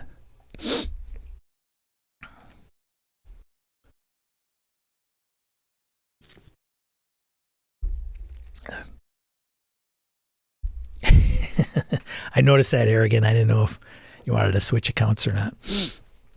Anyways, yeah. So yeah, there you go. What else? There was one other thing that I had just linked. This is more of a blogger. I thought this was kind of meh. I bookmarked it. Whatever. 8 most important DM traits. This 3wisedms.com by Tony, December 22nd, little dated, not a couple months, 3 months. Yeah, I was like, oh, most important DM traits, huh? Let's see how I'm reading this. Clear communication. Be open-minded. Be open to feedback. Know thy audience. Be extra. Manage the game flow. Control the flow of lore. Remember that unpredictability is the spice of the game. So,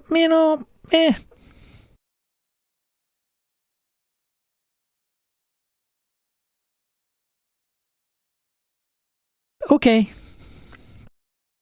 Good stuff. Like they're, a lot of not to trash this article by any means. That's not what I'm going to get into, but like there are some very, and frankly, they are elementary to some degree, but some of us still have a hard time doing it in the moment. One of the things, it's funny, and doing it in the moment, I think is like I kicked off Forbidden Lands session 1 Wednesday. Jim's in that game. I don't think anybody else in the chat is in that game. I felt a little off. And I think it was a similar experience with the Thursday night group that I had with Harrigan, Phil, and Wayne. And Kevin kind of got a little off to a bumpy start, and then it kind of evened out. Problem is with the Wednesday group, it's going to be a 4 to 6 session arc. Like once that's kind of done, we're going to be finished. So it's kind of giving these guys a taste of the game, the rules, the system, the world. But going back to in the moment, because there was some things like, I didn't do a lot of prep. And so you'll maybe roll a random encounter. You kind of have to make it make sense a little bit in the narrative. I think I had some like questionable expressions, like, okay, whatever. They kind of rolled with it. But going back to like, now I'm going to go way back to the beginning of this live stream and talk about play by post. And one of the things Harrigan and I were talking about was one of the beauties of play by post is you can step back, read the post, right? Read what the player's trying to accomplish, or you as the game master are trying to set something up, and you have more time to do it. Where at the table, it's great. Like we all love to play at the table, whether it's virtually or face to face, and it's a great experience most of the times. But there are actually some shortcomings to playing in the moment, face to face, 4-hour session, all there, coming up with things on the fly. And part of that is you don't have a lot of time to think and think about how to present what you're thinking. And some of us are really good at it, and some of us could struggle. And the ones that struggle may never expand beyond that. And some of us do, or maybe we get nervous or whatever the reason behind it is. But a play-by post, I mean, we were even talking about like, Harrigan mentions this in the video where it's, a guy that he knows on one of the popular play-by-post sites. He will run a game he's never played or read before because you can do that. You just, hey, want to play Knights Black Agents? Cool. I don't know, create a character, a couple hours before the game, reads what he's going to present to the players to post, but doesn't need to know any of the rules yet because maybe the rules aren't in place. And then a rule thing comes up. You can take, all right, they're going to do this. I better go read how combat works. And so he does that for different games. I thought it was hilarious. Harrigan also mentioned that he's not sure how great those games are, but nonetheless, so going from the article to 8 most important DM traits, establishing clear communication, be open-minded, be extra, being unpredictable. Like these things are we can sit back and go, well, yeah, okay, sure. But then are we actually that doing these things? And most of us are hitting these, right? But I don't know. It's just something that I was reflecting on and thought I'd bring this up and spur a little bit of a conversation around it.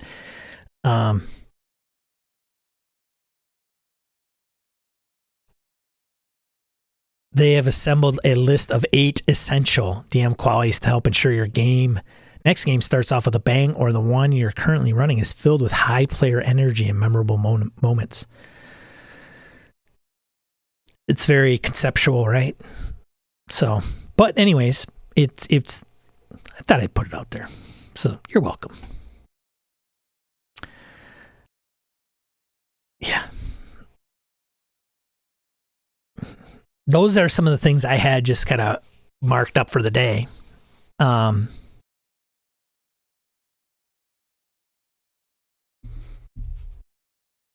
Yeah, there you go. Jason says, we have quorum. I'd like to call the Wizards of the Coast meeting of the board to order. I will be playing Fripple the Chaotic Neutral Swashbuckler.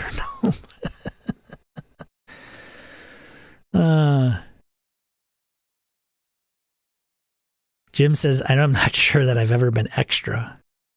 Well, Jim, it's not too late, buddy. Not too late. K-Rise, good to see you. You're doing all right. Dirty Improv Hippie DM. Roman says, I improv'd an entire first session last night because I wasn't sure the game would ever start, so I skimped on pre-campaign prep. How'd it go? Was it worth it? Did it come off all right?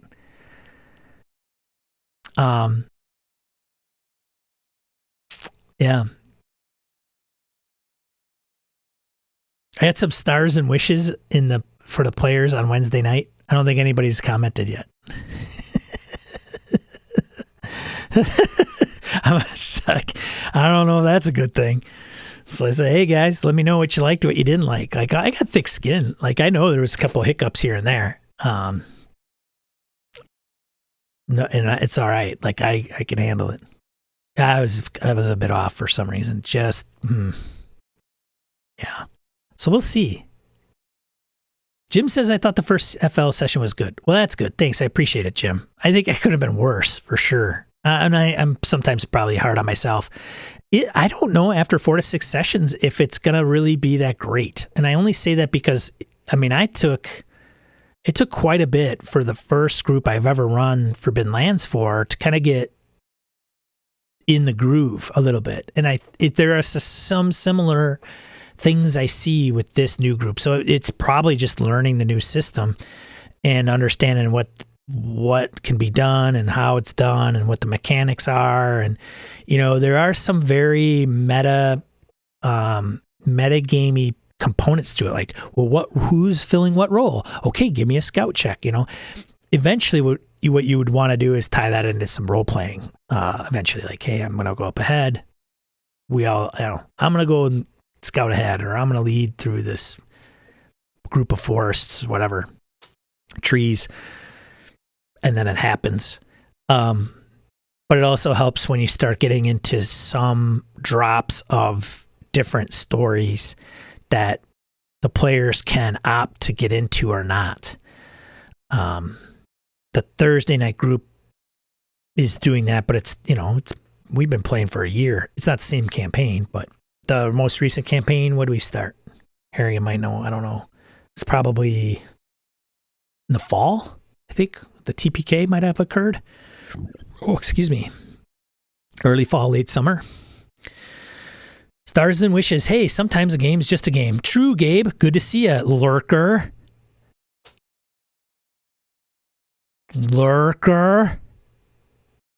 Sometimes a game is just a game. No, I know, and I understand that, but it does help. Like, here's the thing. If somebody's like, I really want to punch things in the face, and they don't say that, I can't provide a punching in the face. So, K-Rise. Question. Which of the systems you are are you comfortable DMing? Do you are comfortable DMing? Do you consider the most demanding to DM? Ooh. My wife would say, ooh, that's a oof. You are oof. That's tough. I've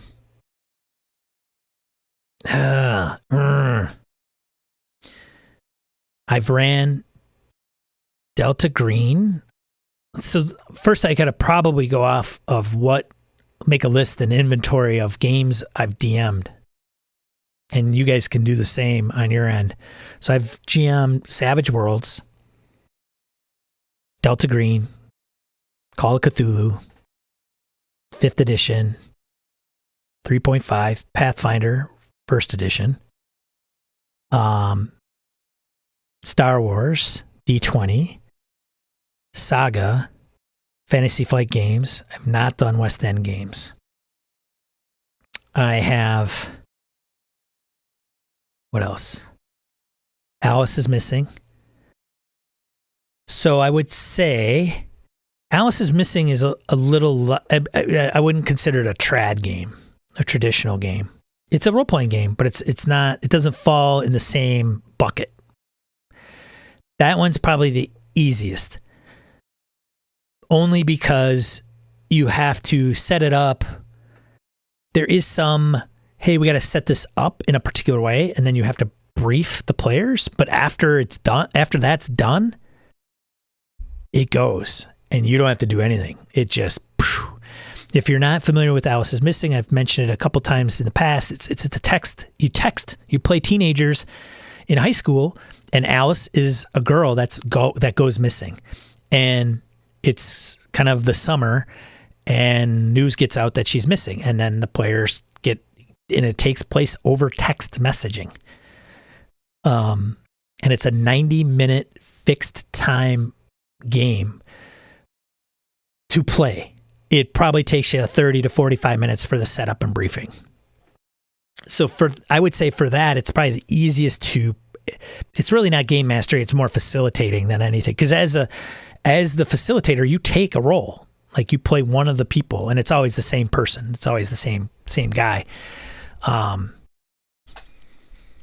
And so I would say, and that's a tricky question because a lot of the things I've run in the past are published adventures.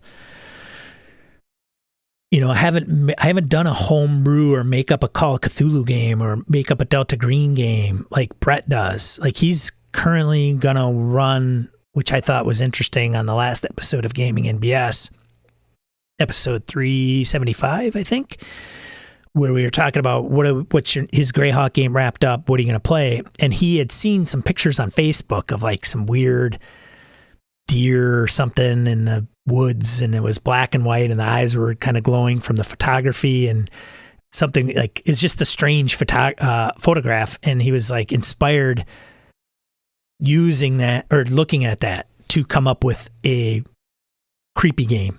And when he originally came across that photograph, he was like, I'm going to run Delta Green inspired by this photograph. Well, now it's turned into World of Darkness.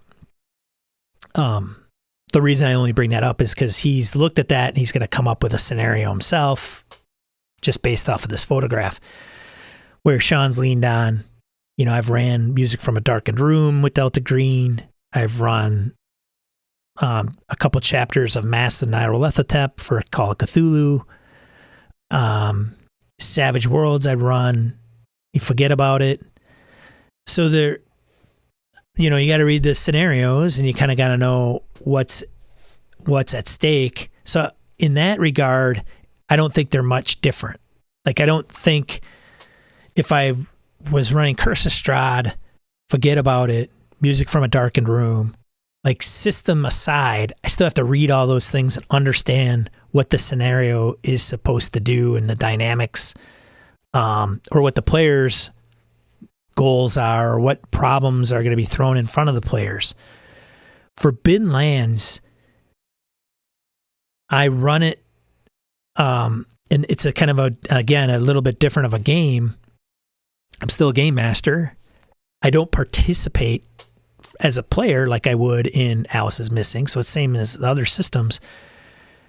but I don't do a ton of prep for that game at all, because there's an element of the group going into a hex. And when they go into a hex, I think it even says in the rulebook, you roll on the random encounter table. And one of the entries is nothing happens. Nothing happens. All right, you guys are in the hex. It's woods, it's sun is out.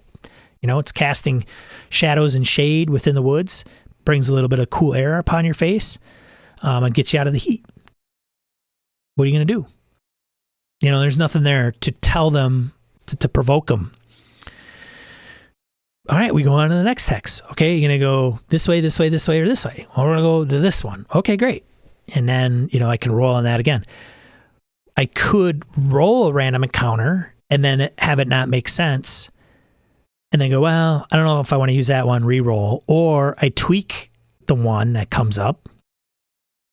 Or I just have something in the back of my pocket that I just determine, I think this is a good place to inject this. And so it's not that I don't do any prep. I just do a lot less prep than, well, I got to read this chapter of Curse of Strahd because I got to be this far ahead of what the players may or may not do. And in those published games, you're going to know pretty well which direction they're going to go because there isn't a lot of options. They're there's a reason why they're more linear in fashion. If you run Forbidden Lands like you do a Curse of Strahd, a Tomb of Annihilation, and a published module, you might frustrate yourself quite a bit simply because the players are going to be like, Wayne, Harrigan, and Kevin, and Phil spent time on a beach for like 2 days, like almost one session. They moved off of a beach hex, ran into a tower, gave them bad vibes, and went back to the beach. Like that was the session. Harrigan's character went and fished, broke a fishing line, and somebody else went hunting, and that didn't, come to fruition. Maybe, I don't remember, maybe it did. And another trained. It's better than reading a whole chapter and then they're like, oh, they don't go into that thing. Fantastic. There's also some generators that you can use for Forbidden Lands, and you could use generators for many other games. Don't get me wrong. It just happens to be when I'm running, where it'll come up with a site or a dungeon or a castle or, keep or something like that, the party comes across. If they go into it, well, then it's right there. And you just, and one generator is just text. It's like not even a map. So when you say, well, you go down the hallway and there's another room, well, how far is the hallway? What's the distance? You're not looking at a graphical representation. You're just reading the text like room 1, 2, 3, 4, 5, 6. You could certainly map it out. So it is also a game that I have an appreciation for because it's changed the way that I want to run games. I don't want to run a lot of linear, but you have to be on your toes to be able to adapt, and specifically Forbidden Lands is a survival hex crawl set in a fantasy world. So the hex crawl component is an exploration piece. It's very different than if you're like running a murder mystery, even in a 5th edition game. Like, hey, we're in Waterdeep, and somebody got killed, and we're hired by a patron to find out who the killer is, and whatever gold we come across is our own, and whatever. We got to work with the city guard and our city watch, blah, blah, blah, blah, blah. And you could take Sly Flourish and go through his regimen of DM prep, and I think sometimes his DM prep is very much 5e. Mike is a 5e guy. He's played Blades in the Darks. He's playing Numenera now. But his prep, like, it says lazy dungeon master. It doesn't say lazy game master. He specifically goes through and does like homebrew, or he runs all the published adventures from Wizards and goes through his methodology. But his methodology could be pretty intense. And I've even tried to use it in Forbidden Lands, and it just doesn't cross over very well because it's not linear. So, and frankly, and it's unfair to say to Mike that his is, because it's not. But you could do Quantum Ogre, where it doesn't matter where the players go because you're just going to throw whatever it is you have prepped for in front of them because it's the only thing you have prepped for. I don't think that's always fair. But when you're going through something like Saltmarsh or Tomb of Annihilation, Tomb of Annihilation, they hit landfall on Chult. They're, what do you want to do? What's your options? You're at the port. You've arrived. You got to go and find the rumor of the death curse, or the item they think is behind the death curse, and they know it's in the jungles of Chult. Well, they got to probably do some prep. So you're going to, once they're there, their options that they're going to come up with are probably fairly limited. Like, well, we should probably get some good gear and maybe we'll just look around. And if they just say, well, we'll just look around, the options that they have to look at are fairly limited because you have control over that as the game master. Unless they say, I'm looking for X. Is that possible? And even then, if they do that, they self-suggest, great. But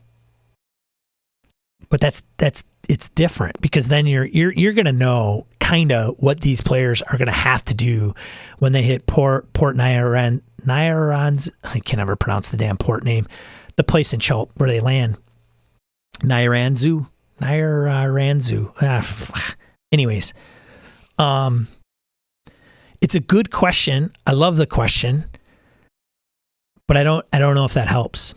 And I think if you were to ask anybody in the chat, all of them would give you different answers for maybe even the same answers, but for different reasons. Like Christian may say, well, I love Savage Worlds. It's my game. And he has system mastery over it. So he just has to come up with story. He knows all the mechanics. And most of the times that's kind of, that's the shtick with game masters.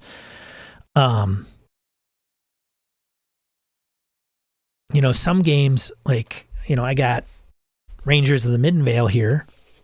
I haven't run it. I played it at BSRCon. Harrigan ran it. And, there's a theme to this, right? You play Rangers of the Middenvale. I know, crazy. And, your purpose in life is to patrol the lands and keep everybody safe. Kind of root out bad, evil things that might be creeping in. It's kind of like Taken to the Black in Game of Thrones. That's kind of the feel or tone I at least got from it. And some of the ways it tries to facilitate that within the game, like, supplies and how does that work and resources can come into play, but it's kind of in the spirit of the old school gaming. It's different. Like Harrigan ran this and he had zero prep, he said, and he did a good job because we were just kind of going through and we'd come to this, point and he'd describe what we're seeing. And then there's a couple things in the game that would roll and we'd go, okay, what's the options here? Well, we're going to trudge on. Okay, great. So it's hard. Like if somebody said like, hey man, I'm just getting into RPGs, or hey, I've been playing RPGs a long time and I find I got to prep a lot for these games. And it's insert game here. Like I play this game and I find myself having to prep a lot. Is there a different game that I would enjoy that doesn't require as much prep? And the answer is yes, there are, but why are you playing that other game? Is it because your game group loves it? Or is it because you appreciate it, you just don't like the prep part of it? Or is it the setting and it's married to the mechanics? So in order to play,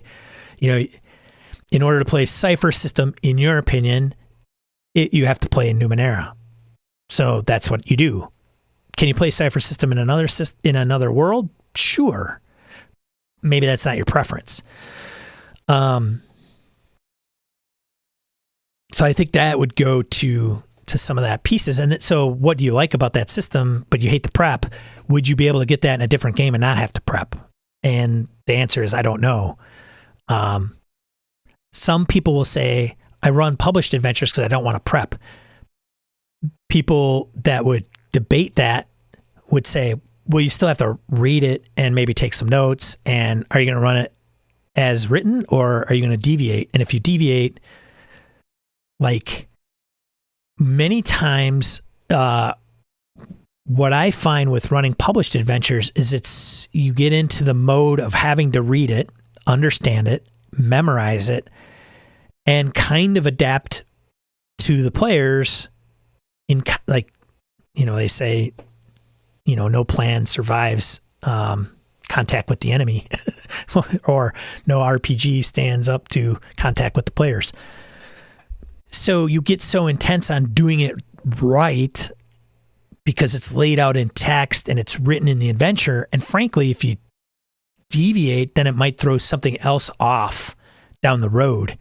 And then you'll have to double back, or the players are going to look at you weird, or you think the players will look at you weird because you said something in the last 2 sessions, and then the third session something's produced and it's like doesn't make sense because you screwed up, the name of a contact, and then you say, okay, yeah, Stan meets you.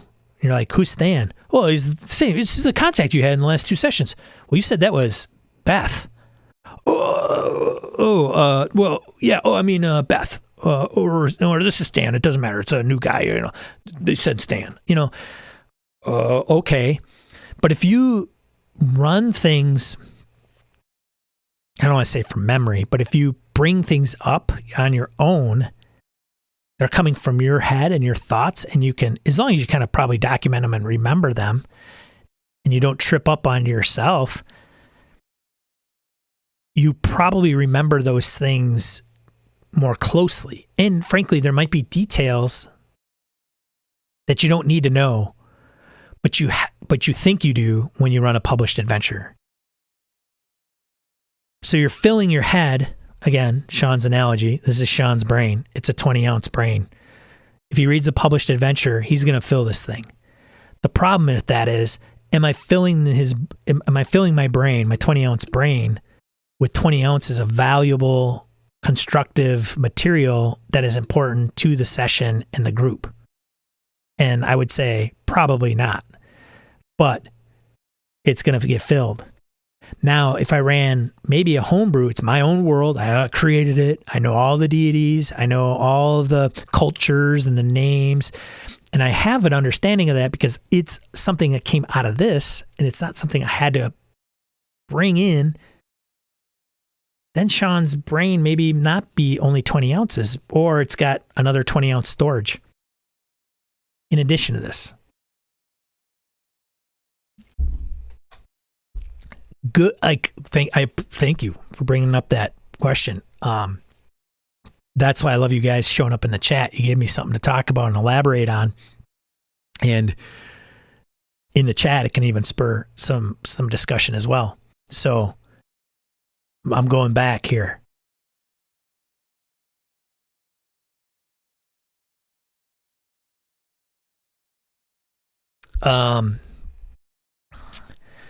Jim says, yep, the session was mostly, he's going back to Forbidden Lands at my earlier mention of the last session, mostly getting comfortable with the system and figuring out the characters, so there wasn't a lot of role playing, and there was a bit too much arguing with the GM at times. Yeah.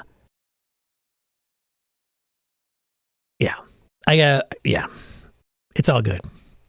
But I'm really looking forward to the next one. Appreciate it, Jim. Harrigan says, I've seen people answer this a few ways. Complex mechanics can be tough, but lightweight / minimalistic games can be tough for some people too. It's all, yeah. Gabe says, arguing with the game master.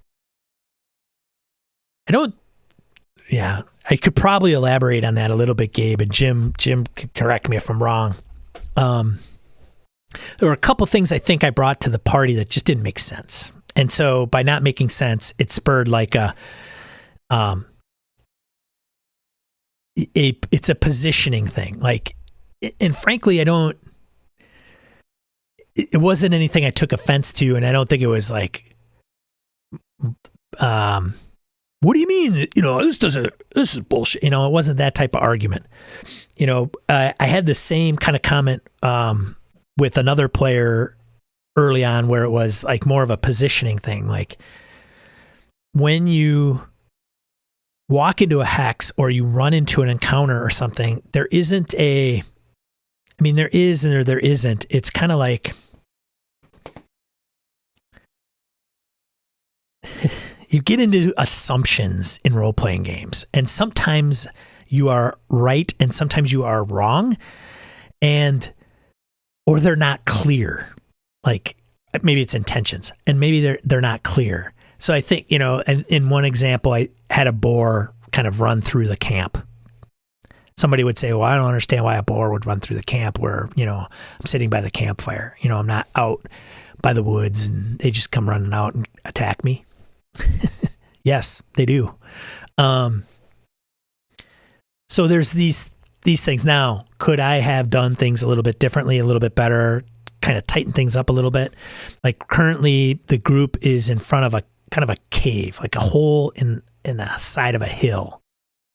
And it's very obvious that it's goblins that are coming in and going out of this hole in the cave. But at first, when I'm trying to describe what they're coming across in the hex from a distance, it's like you see remnants of a camp. Well, what's that mean? What do we see? What are those remnants of a camp? Maybe you have a pit, fire pit. You've got some chopped down timber and lumber somewhere. Stuff strewn apart. Maybe some rudimentary tools, things of that nature that are maybe interpreted as tools, metal craft. Some old hides or leather drying out, whatever, and some of what I just said wasn't articulated very well. So there was kind of like regardless, where we ended the session was, you're outside this hole. What do you guys want to do on the next session? Are they going to go in and into the hole in the hill, AKA cave? Are they going to smoke the goblins out? Why are the goblins in there? What is outside? Should we just wait for them? Some of those things. And that's all up to them to decide, right? That's kind of the deal. Provide them with the situation, let the players react to it. If they just walk right through the hex, that is entirely up to them. So there's a little bit of banter behind that, and that's okay. That's perfectly fine. A couple bumps, I call them, in the road. So it's nothing I won't bounce back from. But having gone to Forbidden Lands, going back to the original question about what games do you find yourself playing that may be easier to prep for or something along those lines, Forbidden Lands does have sites, and it can get very traditional in what a published adventure is. So if you pull up the Spire of Quetzal or some of the sites that come in the default setting, I mean, it could get pretty elaborate, and it could be a ruins that you come across in a hex, and those ruins could have 10, 20 specific points, whether they're rooms or buildings or groups. There's a village, the Hollows, which is a site in Forbidden Lands, and the Hollows has things that are going on in NPCs. So once you get out of the hex crawl and you get into a site, it becomes very much a traditional, who do I talk to? We knock on the door, we go through this room, we go down the hallway, we explore, and the quarter days comes to a grinding halt, right? So if you're going through hexes and I'm like, we're going to go through this hex, great, nothing happens. We'll go on to the next hex, great, nothing happens. They could go through 4 hexes in a half a day and not see anything. And that's it. Boom, boom, boom, boom. Done. Like you covered 40 miles in one day. But then the next day they could go into a hex and come across an old stronghold or old keep, and they choose to explore that, and it could take them, 1/4 of a day, could take 2 sessions or 3 sessions. because, then the time goes and slows down as they go from a macro level to a micro level. Yeah. So there you go. Harrigan continues, then there's the type of game. Some folks really dislike running mysterious or mysteries or dungeons, or insert thing here. Yeah, Jim says nothing dramatic. I refuse to roll survival. Well, there was one of the debates, but I kind of had to all right, dudes, we got to get this thing going. There's this debate of who's going to lead the way. And, Jim's character is unique because he has the Pathfinder talent in Forbidden Lands, which gives you a bonus on, leading the way, which is a survival check. But he also has a higher scouting roll, which is more conducive to scouting, I think, right?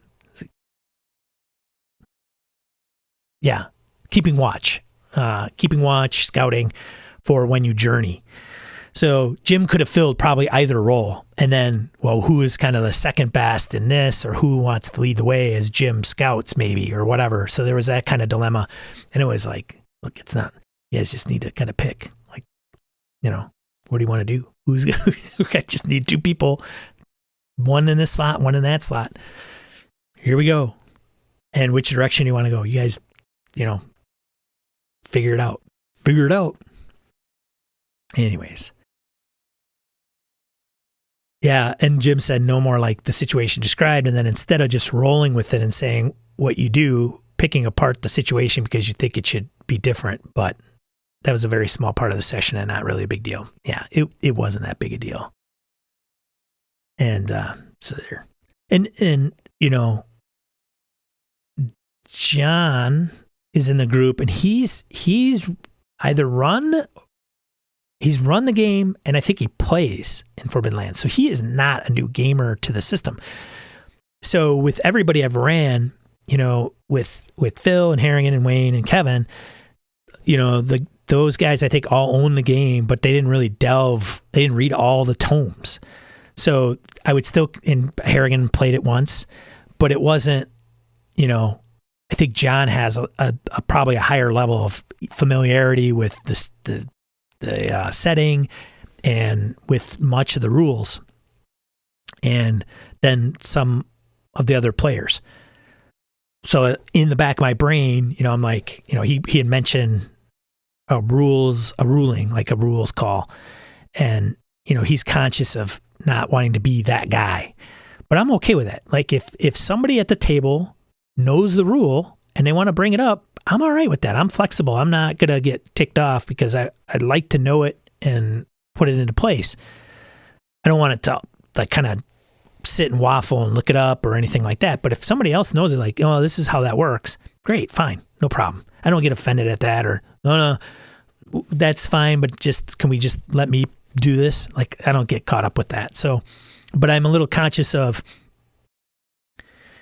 I don't play that setting as written, and there's a lot of aspects of it I could inject into the games, and I might be doing that more, so that one of the things I think is, for my personal assessment of myself, self-assessment, is to make it the Ravenlands, I should probably incorporate more of the Ravenlands into the things that they come across. And there's a couple things that I could inject that would make it more interesting, right? Give it more of a Ravenlands feel. But the beauty of it, and I told kind of the Wednesday night group, is, setting or not, I'm going to roll with it. And you may know this setting better than me, but if I don't bring it up and it doesn't exist, then you heard a rumor and it doesn't exist, or whatever the case is. Or if somebody says, this place got demons running all over the place, but we haven't run into a demon. Well, how do you know?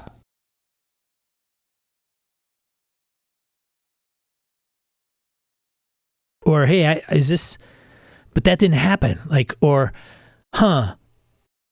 I didn't, this area of the map shouldn't have this or that. That's another thing too we ran into. And we did run into this with the Thursday night a little bit with sharing the map, is like, hey, we go there and we're in this hex, and on the map, it shows this icon on there. So is there something there or not? I'm like, no. Huh. There's not? It says it right here. Like, map's not terrain. If I could have removed it, I probably would have removed it, but it's on there. Could I have put a site there or something? Sure, I could have. But, why would somebody adventure and see that on a map that's like, I don't know, 200 years old, 100 years old, and think that it's going to be accurate? It's like, does that make sense? It's just something that in RPG Landia, we can look at it and go, oh, this is Barovia. Look at Barovia. This is the map. Some cartographer decided to map out all of Barovia and put the town and did the mileage, and they got a key and a legend, and it all makes sense. Like, it's all right here. And maybe for the region, it makes sense, and it's okay, and we can roll with it.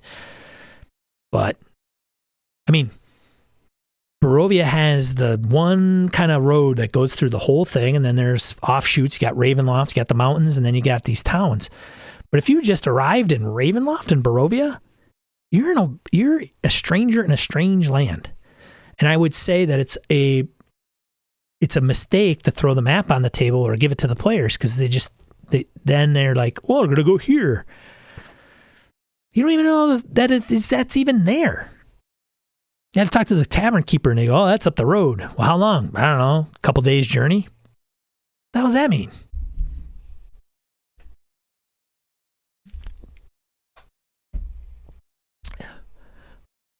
Victor Port, Niro Lethotep. That's not it, you silly monkey. As a joke. Matt Sutherland, so is FR more freeform and less railroady than out-of-the-box 5e? It depends on how you roll 5e, Matt. Seriously. 5e, Forbidden Lands. The only thing that they have in common is that they're fantasy. Out of the box, I would say. And there's dice involved, and there's skills and attributes. How it's run and put together, and how the dice pool works, and the resources, and like your rogues and raiders in Forbidden Lands.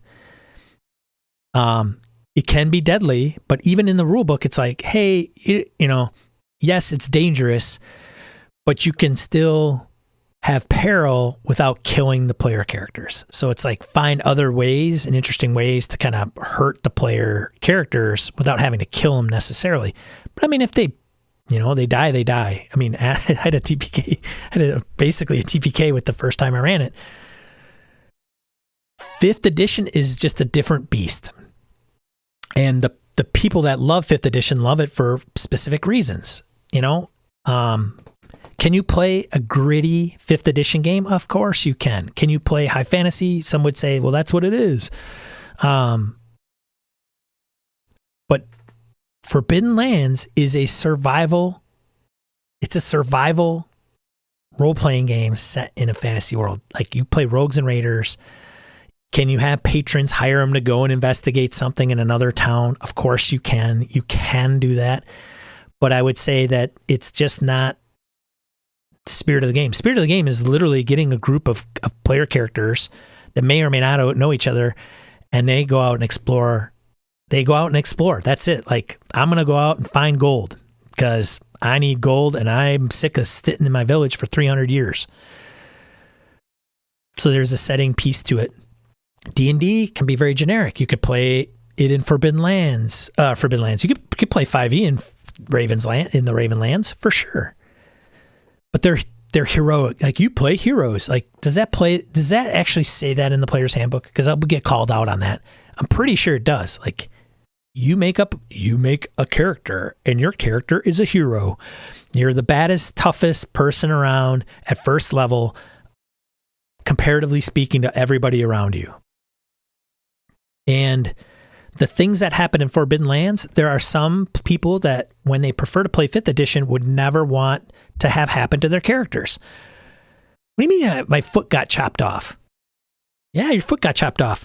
You could still move, but you're going to require assistance. And oh, by the way, your move is a skill in Forbidden Lands, is gone. Like it's, half, or you cannot do a fast action ever again. It's all slow actions. And in the action economy in Forbidden Lands, it's one fast action, one slow action. So you do that in 5th edition to the wrong group with the wrong expectations, and they're going to get really pissed off. Like, okay, let me get this straight. So I'm first level. We go out hunting. I get my foot stuck in a trap, and now my foot's chopped off. Well, I'll just heal it. I'll heal my foot. Heal potion? Anybody got a heal potion? No heal potions in Forbidden Lands. You can heal, and you can use magic to heal somebody, and maybe even heal that foot. So maybe temporary, but it's not like these guys aren't walking around with 10 healing potions. So it's just a different feel, different mood, different tone.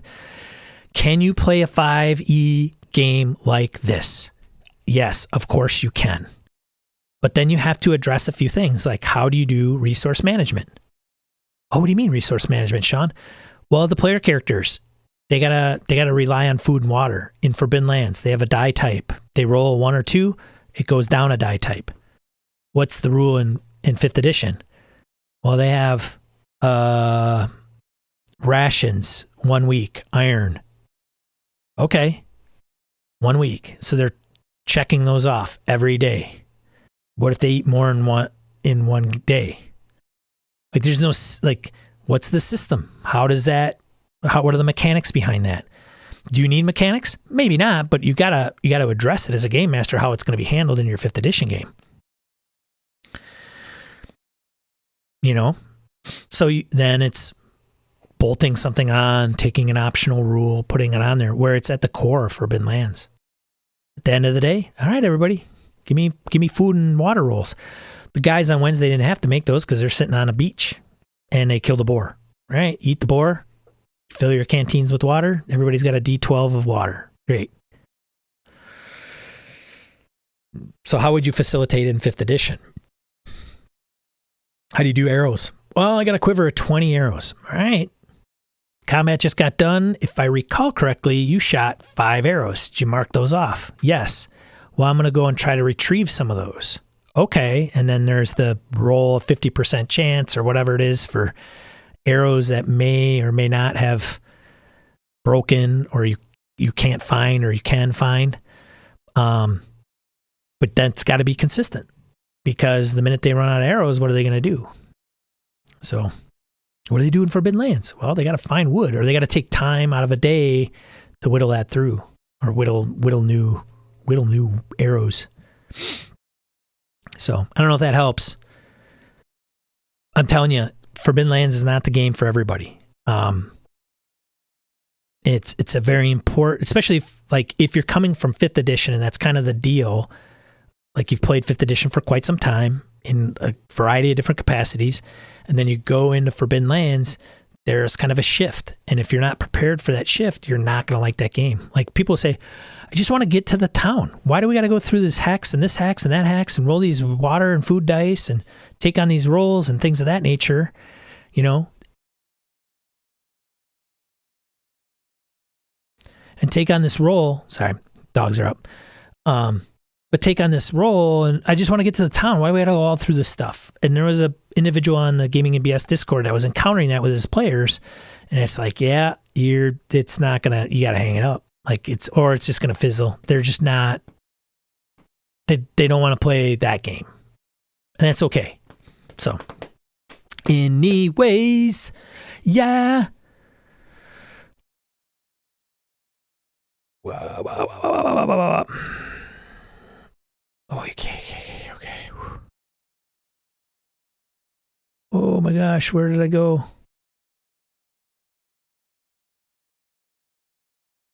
Who makes the Rangers game? Somebody answer that. Yeah, Harrigan in. Top 10 games, Tiny Indie, Sean Mac McClellan is the author. Yep, check it out. Clearing up ambiguity is good and necessary, but then let it go. Right. Interesting dynamics, right, Jim? Boars can be like that when you hang out at your campfire. Gabe says to Sean's answer about the FL episode. Why does a boar go through camp? Precisely, something to investigate. Perhaps goblins are hunting it. I actually just said it was, maybe there were baby pigs around. Well, then it's not a boar. It's a swine. Like, okay, you get attacked by a swine. Protecting her young. Might be some theater of the mind confusion happening too, for sure. I know people love theater of the mind, but for me, a simple map is invaluable at clearing up confusion and positioning. Yeah. Wayne brought that up too in ours. Like, it's very important where it's like, I don't want to be flanked from here. Like, I'm looking right here. Nobody's going to sneak up on me. The thing is with Forbidden Lands to some degree is some of it is like, I'll give you an example of how this kind of happens. If you get into a hex and there is something to come across, you come across it. Okay. So if there is like the MacGuffin, there's a ring there, the party comes across it. Like, magically, crazily, right? The ring has the same kind of discoverability than a freaking ruin.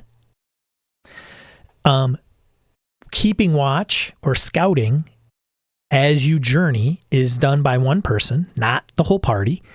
And their purpose is to look out, kind of scan the land, the horizon for anything that might be coming about.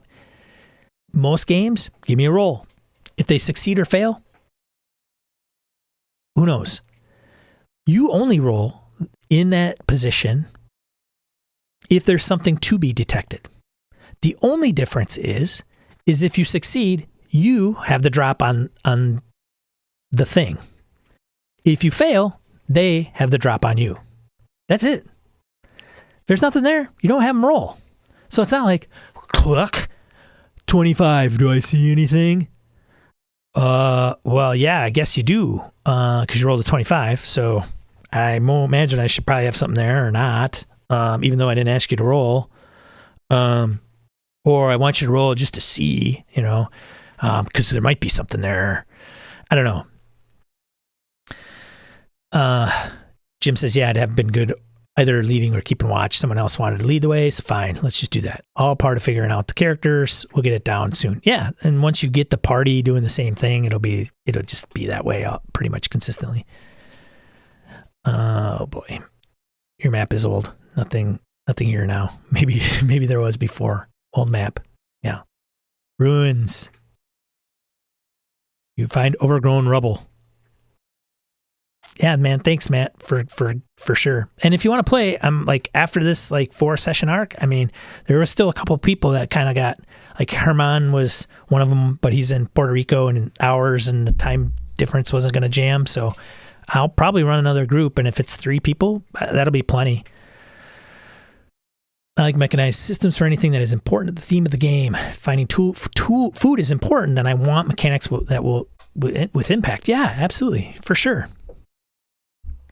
Victor, see you later. As a matter of fact, Victor is triggering me to triggering. Probably not the right word, but I'm going to probably hang it up now. I got to take out my dogs before one of them urinates on the floor. It's the theme of the Saturday, right? It's time to wrap it up. But I do appreciate all of you showing up today. It's great. Great crowd, great conversation. Really, really appreciate it, as always. Thanks for showing up. Monday night, I think we have an episode of Gaming in BS scheduled because we didn't record this past week, right? Right. I think I'm getting my weeks off. So if we'll be doing that Monday night, 8 p.m. Central Time, and the Gaming in BS YouTube channel. Otherwise, you can pick that up at your favorite podcatcher of choice. I stream here every Saturdays, 8 a.m. Central Time to about 10 o'clock-ish, maybe longer Central Time. Thank you so much. If for whatever reason you find any value of this whatsoever, I will charge you a like or a dislike if you would be so inclined. I'd greatly appreciate it. So yeah, have a great day. Game on. And you know what? Given the state of the world, take some time for yourself. And if that doesn't help and you need to talk it out, find a friend, family member, community member, professional help. and talk it out. Get a listening ear, okay? And remember, be a positive force in the tabletop RPG hobby. We'll talk to you later.